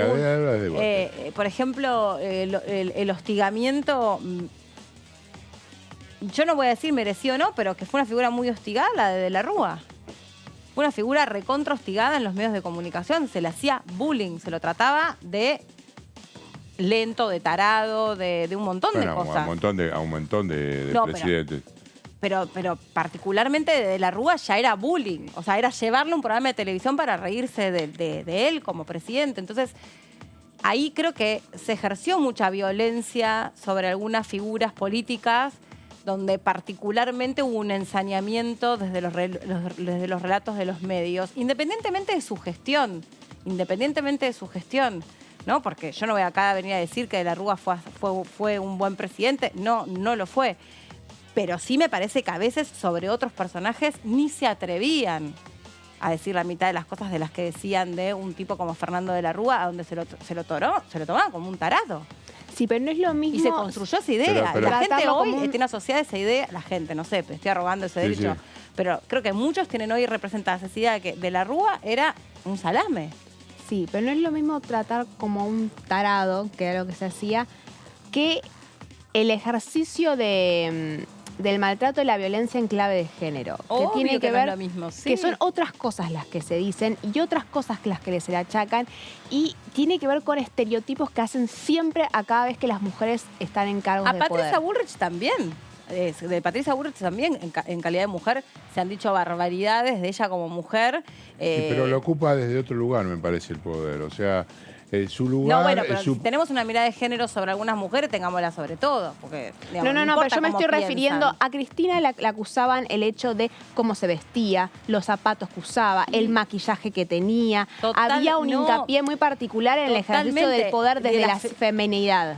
Y desde un lugar donde necesariamente se la trataba de poner en un lugar de frívola. Claro, todo el tiempo de frívola, de insensible, de una persona que marcas usaba, que no marcas no usaba, que si tenía la cartera de no sé cuánto, cuando en definitiva también, o sea, tiene que tener el presidente de la nación tiene que poder vivir bien, o sea, no tiene por qué vivir mal el presidente de la nación. No, pero independientemente de eso, lo que se ponga o no se ponga no hace la función. Sí, tal cual, y la cartera es la cartera, y a ningún presidente varón le están mirando el tipo, la marca de reloj que usa, creo.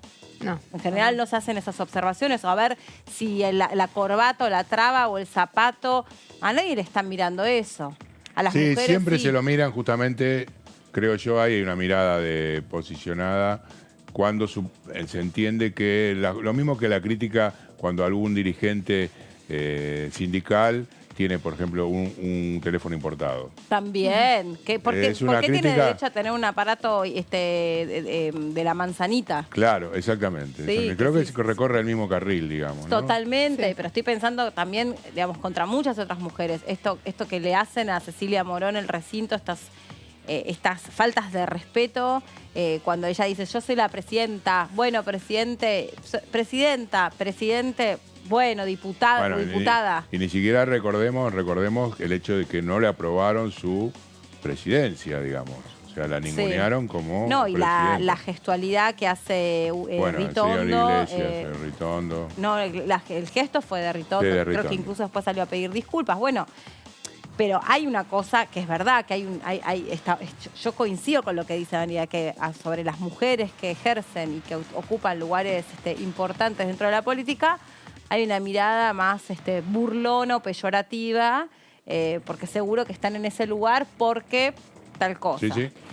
Y tienen que estar demostrando siempre más credenciales que las que Sí, tienen. que incluso te digo, pensándolo en toda la violencia ejercida y cómo se hilvana con el intento de asesinato. Hubo una discusión en torno a si el intento de asesinato podía ser considerado desde el Un intento de femicidio. Claro, un intento de femicidio, que es sujeto a discusión.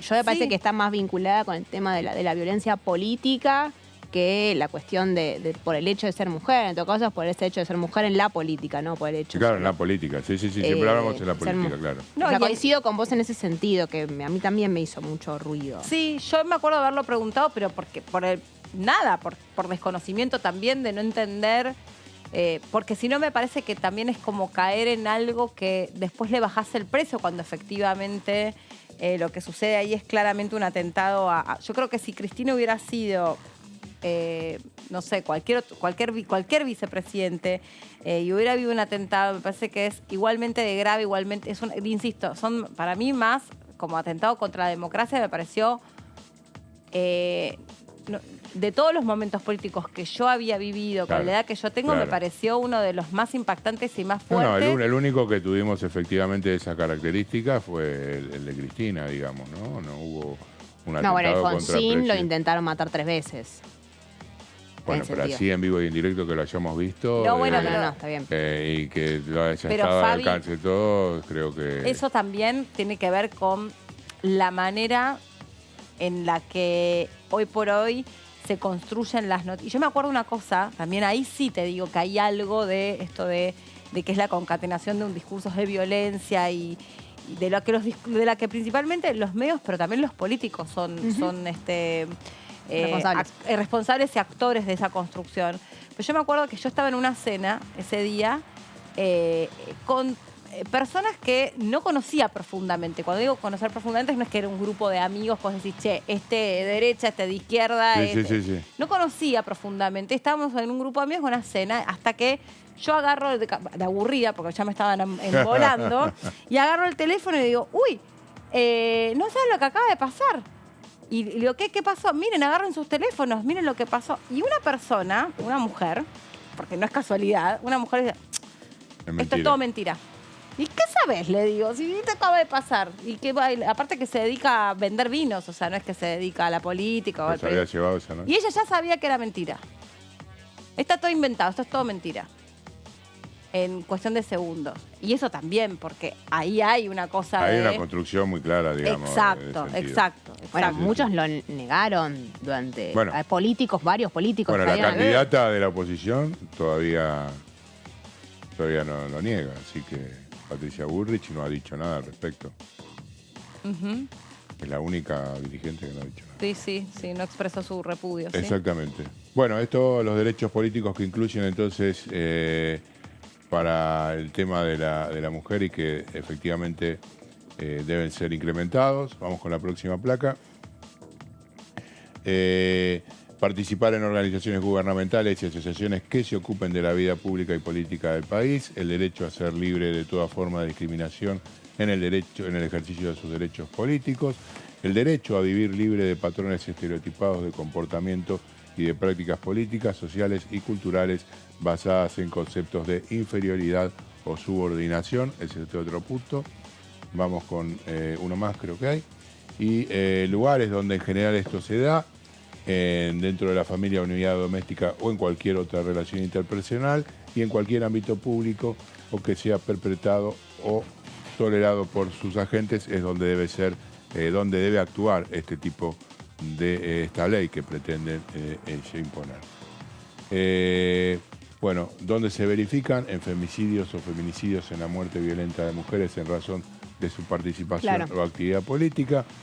Debe garantizar la igualdad de oportunidades, un componente específico que aborde la violencia contra las mujeres también en la vida política con la consiguiente dotación presupuestaria. Esto es lo que se refiere al tema de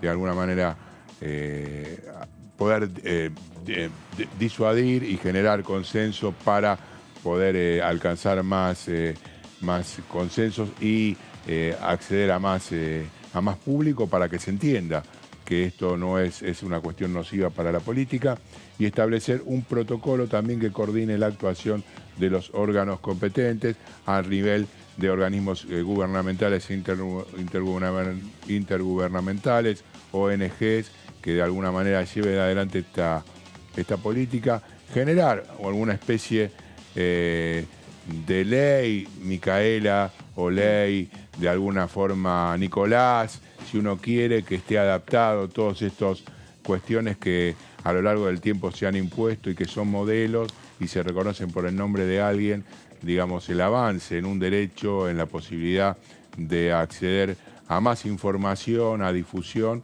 para impedir que esto se continúe cometiendo con el correr del tiempo. Bueno, ahí estoy pensando en el caso de los femicidios por cuestiones vinculadas a la política. Sí. Toda la discusión, viste, que hubo en torno a incluir agravantes vinculadas a cuando apenas fue lo de Cristina, se discutieron algunos proyectos vinculados a incluir la categoría de el magnicidio, la violencia política, excluirla como, la violencia como agravante para las particularidades para ese tipo de casos.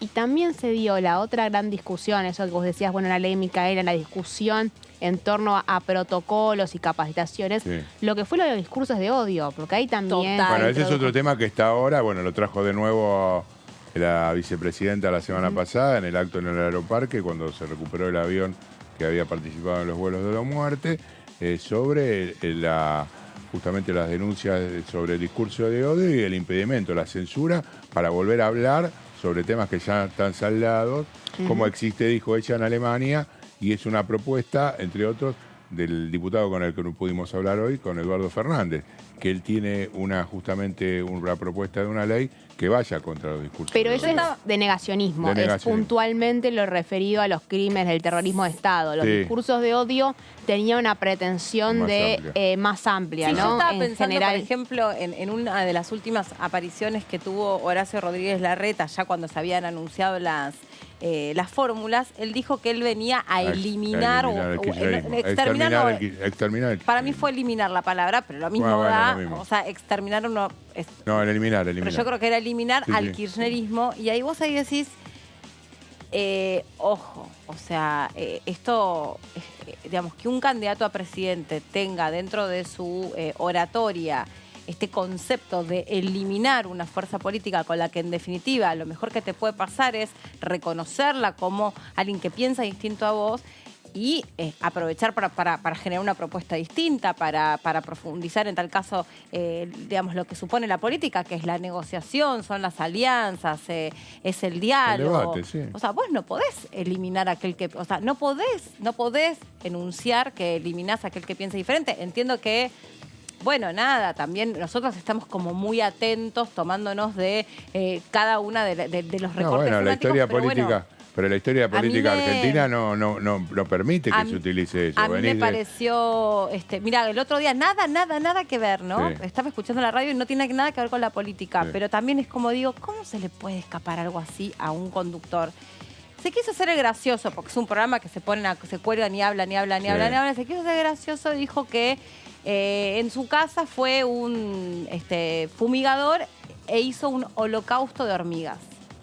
A mí me pareció una banalización. Un horror, pero un horror lo que dijo. Un horror, me revolvió las tripas. ¿Cómo vas a usar esa palabra para referirte a un señor, un fumigador que vino a matar hormigas? O sea, ¿qué piensa ese señor en el fondo de su alma? ¿Que los judíos somos una plaga? O sea, digo... Sí, yo creo, no sé si llega a ese extremo, pero está claro que... macho, ¿qué estás diciendo? ¿El holocausto de hormigas? ¿Estás trayendo una palabra, digamos, para fumigar? No, lo que quiero decir es que la banalizó en función de un exterminio. Justamente eso estoy diciendo. Me parece que... No digo macho a vos, ¿eh? No, ya lo sé. Bueno, pero esa es la discusión y por qué se fue tan fuerte respecto a, bueno, cuáles son los límites y de qué manera eso... va en contra de la libertad de expresión. Claro, y ¿cómo donde regulás eso? Es muy difícil regular, y porque si vos pones un límite para algunas cosas, sí, pueden ser para todas. Por eso me parece que incluso dentro de los organismos de derechos humanos, para ir el caso más extremo, también vinculando eso. al terrorismo y al genocidio, en los organismos de derechos humanos no hay consenso respecto a la necesidad o no de sancionar una ley que sancione el negacionismo. Que penalice el negacionismo. No, más vale lo que tenés que bajar ahí. Yo creo que es el trabajo más de reflexivo, digamos. Sí, lo que pasa es que una cosa es la cuestión a nivel de la sociedad y otra cosa es a nivel de un funcionario. Esas dos cosas creo que sí. Sí, bueno, vamos. Dale, perdón, Fabi, que nos digregamos un poco. Bueno, pero también para desarrollar acciones para investigación y recopilación de estadísticas sobre las causas, adoptar una metodología que permita evaluar el riesgo particular que pueda enfrentar las mujeres de sufrir violencia en la vida política. En síntesis, lo que tiene que ver con entonces el desarrollo de esta propuesta de ley que permita efectivamente difundir políticas de buen uso, de basta de agresión, basta de atacar a la mujer por el simple hecho de ser mujer y darle menoscabar su lugar y su participación en la política argentina. Me parece que ese es el punto y creo que esta Cámara de Diputados está en condiciones de sancionarla y tiene el deber, por otro lado, de hacerlo para defender el derecho del 50% de la población para poder ejercer su actividad política. Así, incorporar la problemática de la violencia contra las mujeres en la vida política en los planes de formación y educación, esto era lo que decíamos, especialmente en los dirigidos a autoridades y personal y funcionarios que aplican a esta ley. Y vamos con la que sigue. Incluir estrategias de cooperación con los medios de comunicación, agencias de publicidad y redes sociales para dar a conocer los derechos políticos de las mujeres y campañas de prevención y sensibilización sobre la conciencia, sobre la violencia contra las mujeres. Meli. Bien, Fabi, muchísimas gracias por este tema. Está bueno y está interesante. Porque bueno, imagínense si para nosotros se reaviva el debate, el análisis y la reflexión. Bueno, es un poco también lo que traen este tipo de discusiones entre aquellos que tienen que preocuparse por regular este tipo de cuestiones o por problematizarlas, por pensarlas. Nos vamos a ir a nuestra próxima entrevista.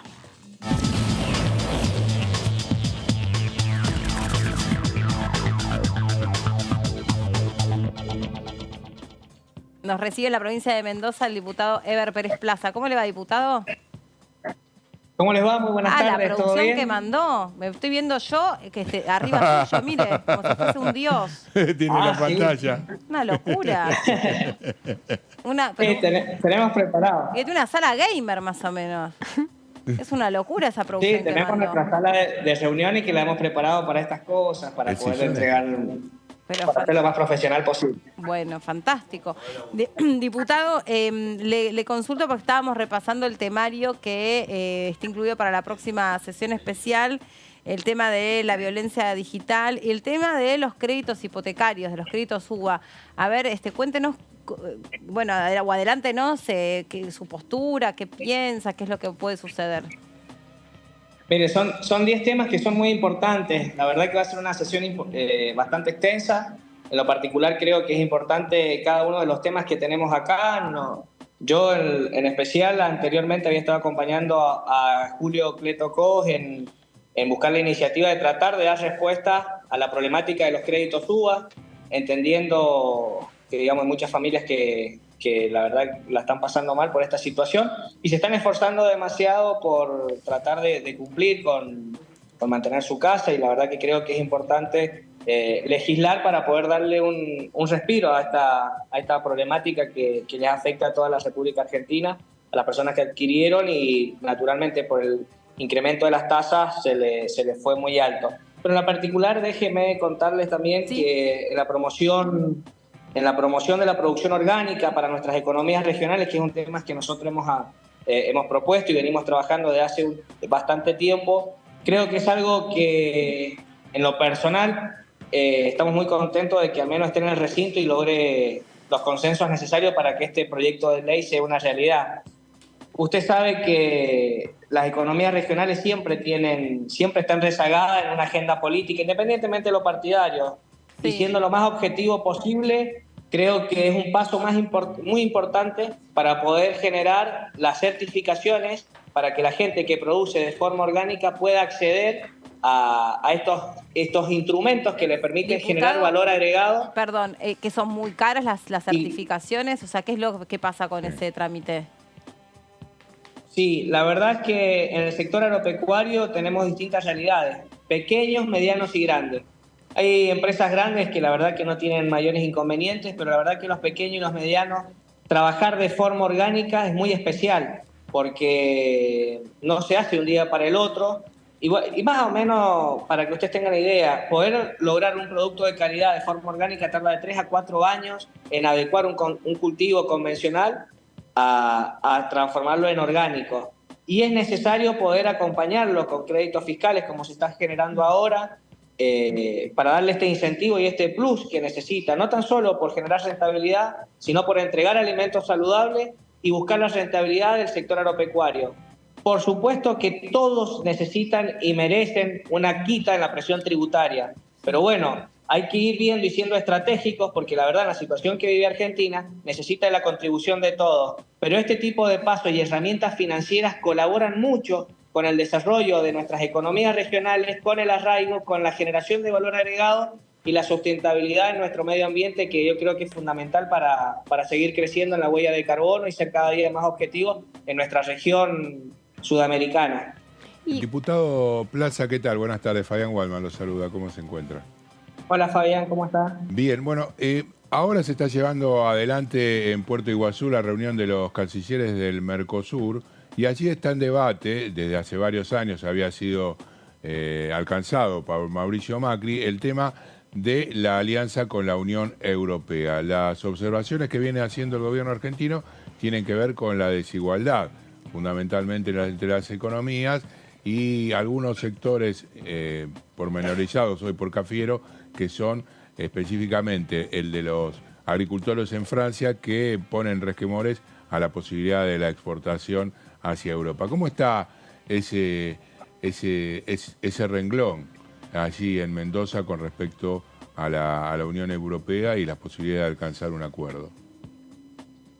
Mire, de nuestra parte la provincia de Mendoza abraza y necesita de ganar nuevos mercados y nuevos socios comerciales, en donde no tan solo productos de nuestra región van para allá, no tan solo Mendoza, sino que también San Juan, Río Negro, gran parte de Argentina, Bahía Blanca, desde todos los productos de nuestras economías regionales tienen siempre un interés en poder llegar y lograr ubicar nuestros productos en Europa.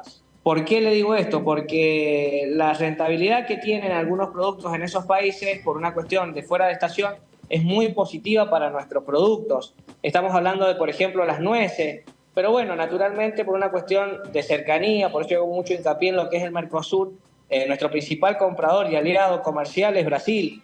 Por eso es importante que fluya la comercialización tanto desde Argentina hacia Brasil como desde Brasil hacia Argentina, porque muchas veces estamos teniendo demoras y me habrán escuchado hablar en algunas de nuestras otras entrevistas de la importancia que tiene la importación hoy día, como nos toca ingresar palta, jengibre, mango, algunos productos que vienen desde el país vecino de Brasil y que naturalmente por una faltante de dólares están siendo demoradas a través del sistema de importación CIRA, y eso no es bueno. Y le explico por qué no es bueno. Porque nuestros mercados concentradores trabajan con oferta y demanda y nuestra población se ha acostumbrado a consumir productos fuera de estación de distintas categorías, como es el caso de la palta, como es el caso de a veces tomate que ha venido desde Brasil también acá, Y hay empresas que tienen acuerdos comerciales con supermercados grandes y cadenas de comida que naturalmente tienen que abastecer durante todo el año. En momentos nosotros exportamos y en momentos hay importación de algunos alimentos que nosotros no tenemos acá en Argentina, y es importante de que esto fluya. Yo, como vicepresidente de la Comisión de Mercosur, he estado en contacto y trabajando de forma activa con la Secretaría de Comercio, exponiendo esta necesidad y estas demoras que están existiendo para que el mercado fluya de la mejor manera, y por supuesto también colaborando en la asistencia de que los productos de Mendoza al país vecino de Brasil lleguen de la mejor manera posible, y cuando han tenido algún inconveniente lo hemos detectado y hemos podido gestionar para facilitar y que la parte aduanera, tanto del lado brasilero como argentino, fluya de la mejor manera posible.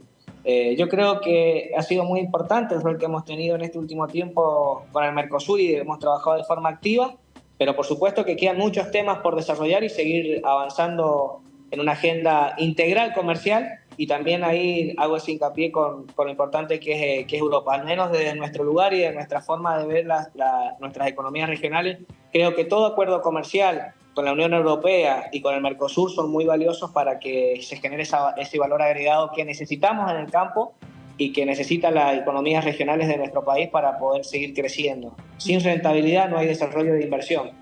Y diputado, ¿qué tal? ¿Cómo está? Acá María Cafrera lo saluda. Buenas tardes. Buenas tardes, María. Usted se refería también, en línea con todo esto, a la necesidad de quitar presión tributaria. ¿Qué opina? Estamos en un contexto electoral en el cual nuevamente la propuesta de la eliminación de las retenciones está presente, ¿no? Como promesa de campaña, pero también con proyectos de ley que fueron presentados en el Congreso. ¿Qué opinión tiene al respecto en un contexto, ¿no?, de, como sabemos, de escasez de reservas y bueno, y de metas de déficit con el Fondo Monetario Internacional? Le agradezco su pregunta y la verdad es que tenemos que ser políticamente responsables. No tenemos que caer en temas que son necesarios, y yo siempre lo digo. Pero la verdad es que nosotros tenemos que sectorizar y entender que hay distintos sectores que tienen rentabilidades muy positivas, muy buenas, que no quiero decir que no necesitemos acompañarlas, pero en este momento que tiene Argentina, hablar de retenciones cero es ser irresponsable y generar falsas expectativas y no ser un político serio. Sí le puedo decir que yo estaría de acuerdo con una quita parcial y que se vaya acomodando a medida que Argentina va mejorando su situación financiera, pero no puedo hablar de retenciones cero y jamás lo van a escuchar, por más que dentro de mí sea algo que yo anhelo y deseo, pero como en la política que hoy día nos toca vivir y administrar, y yo momentáneamente ocupar lugares de poder, creo que tenemos que ser responsables y entender el contexto económico que nos toca vivir. Sí le puedo decir que al menos yo siempre voy a trabajar por ir aliviando esa presión tributaria poco a poco hasta que logremos un equilibrio en donde la República Argentina pueda entender lo importante que es generar rentabilidad en el sector privado para que siga invirtiendo, pero también hay que ser realistas en el momento que nos toca vivir y son uno de los sectores que de verdad pueden aportar y lo van realizando. Hoy día, si usted me pregunta qué haría yo, una quita parcial para aliviar y acompañar, pero no puedo mentirles y que necesitamos el acompañamiento de todos y ser serios para contribuir con la realidad de nuestro país. ¿Qué consecuencias puede tener que la retención cero? Una retención cero en todos los sectores. Y la verdad que tiene que ver con la coparticipación que se recibe, que pueden después otorgarle a cada uno de los municipios, a cada una de las provincias. Hay obras públicas, hay mucha parte que se financia de esta parte de recaudación, que son las retenciones. Y por otro lado también tenemos que decir que el sector privado hace un esfuerzo enorme por poder cumplir con estos requisitos, que naturalmente son así, pero si usted le hiciera una quita, al menos parcial, que le diera más rentabilidad al sector privado, por supuesto se activaría de mejor manera, se tecnificaría un poco más, buscaría mayor tecnología y por ende mayor producción, y yo creo que eso nos haría bien a todos, porque mientras más produce, más puede aportarle a nuestra República Argentina, no tan solo en la parte tributaria, sino en la parte de contención y de generación de empleo de nuestro sector. Y también permítame hacer un punto en esta parte, porque la pampa húmeda, no tan solo a veces se habla que no genera tantos puestos de trabajo, yo quiero corregirle. Hay mucha tecnología y mucha ciencia a través de cada una de estas producciones y que de verdad de forma directa o indirecta a través de estos cultivos se genera mucho trabajo. Tal vez si usted ve una partecita nada más, sí le puedo decir que no tiene nada que ver con la mano de obra intensiva que tenemos nosotros en nuestras economías regionales. Por eso siempre yo trato de separar la realidad de la pampa húmeda con nuestras economías regionales.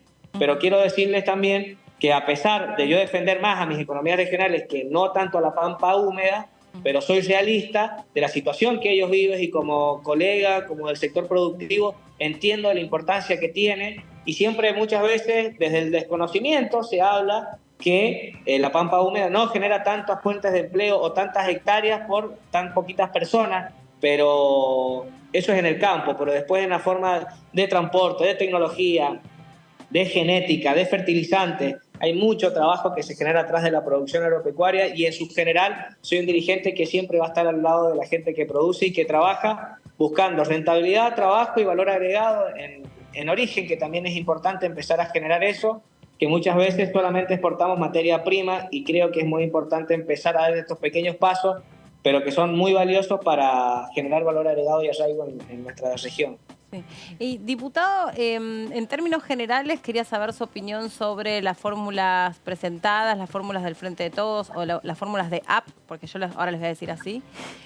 ¿Qué le parece? ¿Qué opina de esa combinación entre Sergio Massa y Agustín Rossi? Mire, yo estoy muy contento con esta fórmula, creo que es lo mejor que nos puede pasar en este momento de la situación que vive Argentina. En lo particular, muy contento por el compañero Sergio Massa, porque uno de mis inicios en la política, yo fui uno de los fundadores de La Renovadora, y bueno, naturalmente uno se pone contento por estos logros, independientemente de la situación política que nos toque vivir. Y por otro lado, bueno, yo contarles, y aprovechar esta pregunta para contarles que nosotros teníamos nuestra lista en la provincia de Mendoza, nuestra lista de diputados nacionales, y yo encabezaba la lista para el Parlasur, y bueno, por una cuestión de unidad, nos pidieron bajar nuestra lista y con mucho dolor, tengo que reconocerlo con dolor, decidimos bajarla la lista porque nosotros estábamos con todas las intenciones de competir, pero bueno, entendimos también la importancia y el pedido que nos hizo Sergio Massa en bajar nuestra lista para que en Mendoza existiera una sola lista de unidad de diputados nacionales y parlamentarios para el Parlasur. Y bueno, nos quedamos con las ganas de competir, pero bueno, independientemente del lugar político que nos toque ocupar, siempre vamos a seguir participando y le puedo asegurar que siempre vamos a dar lo mejor de cada uno de nosotros y nuestro equipo de trabajo para contribuir a la realidad política que nos toca vivir. Bien. Bien. Bueno, diputado, le queremos agradecer este contacto con nosotros. De todas las comisiones que va a haber esta semana, ¿usted de cuál va a participar? Porque está la de... En la de comercio. Ok. En la de comercio. Y después tenemos muchos temas, son 10 proyectos de ley que tenemos que estudiar en profundidad, que hay algunos que tenemos nuestras sugerencias y que seguimos estudiándolos y evaluando cuál va a ser el resultado de nuestra votación. El tema nacional. de las tarjetas de crédito, bueno, ese es el tema que van a trabajar. Sí, la verdad que tenemos que evaluar punto a punto de cada una de estas iniciativas, pero justamente esa es la que más ruido nos hace. Pero en general creo que va a ser importante poder ponerlos en agenda y empezar a trabajar todos estos temas. Hace tiempo que no estamos sesionando y yo creo que es muy valioso que hoy día podamos estar en el recinto debatiendo los temas que creemos al menos que son importantes para nuestra población. Claro. Y yo muy contento por el proyecto hacia nuestras economías regionales, claro. Así que con expectativa ahí. Sí, además, bueno, mire, se viene acá y tráigase ahí unos víveres de Mendoza porque se tiene que quedar unos buenos días acá. Sí, vamos a estar unos días, claro que sí. Sí, por lo menos... Me parece que no fuiste muy directa. ¿Que traiga vino? Claro, por eso. Yo ya le entendí. No se preocupe que van a llegar provisiones al estudio. Ahí me gustó más. Bien, ahí estamos hablando el mismo idioma. Bueno, después le pasamos por privado las cepas favoritas. No digo, como para que lo vaya sabiendo. Y lo anota usted en una agendita y ya lo sabe. Nomás eso. Claro, por supuesto. Buen entendedor, pocas palabras. Yo creo que exactamente. Igual somos de paladar amplio. Sí, absolutamente. No nos negamos. No se preocupe. Bueno, gracias, diputado, por esta charla con nosotros. No, por favor, muchas gracias a ustedes. Que esté muy bien, hasta luego. Buenas tardes. El diputado Eber Pérez Plaza de la provincia de Mendoza. Repasemos rápido sobre los minutos finales, entonces, ¿qué es Las lo que cepas se que viene? queremos. Las cepas. Yo voy con un Pinot, ¿vos? No, yo no soy exigente. No, un Malbec, ¿con qué? Dale, ¿con qué? no, Sí, me un parece Malbecito. Ahí está, ¿Y muy bien. vos, Fabi? Con un Cabernet Sauvignon. Un Cabernet. Una Perfecto. Pensé que iba a decir no, no Está hace falta. perfecto. No, está bien. Yo para el asado del Cabernet y ya estoy. Sí, le grabamos esta partecita y se la mandamos con mucha Creo que sí, amabilidad con a la, mucho. a la El gente de cierre, prensa. Sí. su promesa y esta parte. Exacto, Ahí por está. supuesto. Bien, y con eso ya estamos como cerrando. De cómo ha hecho el programa. Bueno, vamos a repasar la agenda para esta semana entonces. El martes 4 de julio, la Comisión de Energía y Combustible, Presupuesto y Hacienda, con el invitado Pablo González, presidente de YPF. Importante va a ser la visita de González, importante, además de ser candidato a un desarrollo de la empresa que ha crecido muchísimo. Vaca Muerta ha aumentado su producción exponencialmente en el último tiempo, así que va a ser una muy buena visita. Muy bien, y es una reunión informativa, ¿no? Sí, sí, además de todo lo que tiene que ver con GNL. ¿Te acordás que había dado una clase? No sé si... Yo tengo mis ¿Lo apuntes tenés todavía. anotado? Bueno, muy ¿La bien. diste vos a la clase Sí, de GNL? sí, de GNL la di yo. ¿Será que Expliqué falté? bien. No. Estuviste ahí en el medio sentadito, no te hagas la sota. Dale. No, ya mi gente de prensa está cortando la clase para repasarla para mañana. Me acuerdo porque vos dijiste, muy buena la clase, por eso.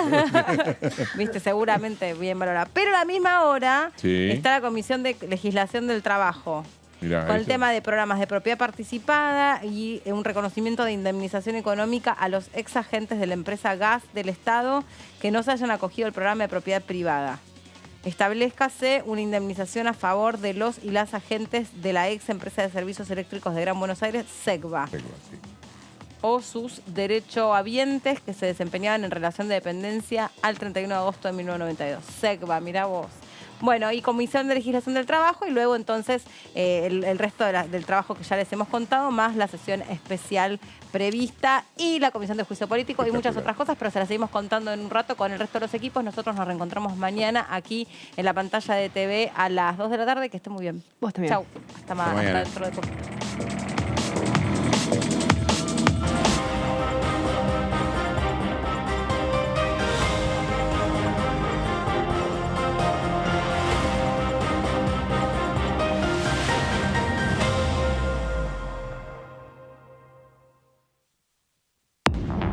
¿Qué tal? Buenas noches, bienvenidas y bienvenidos a Punto Género. Sí es cierto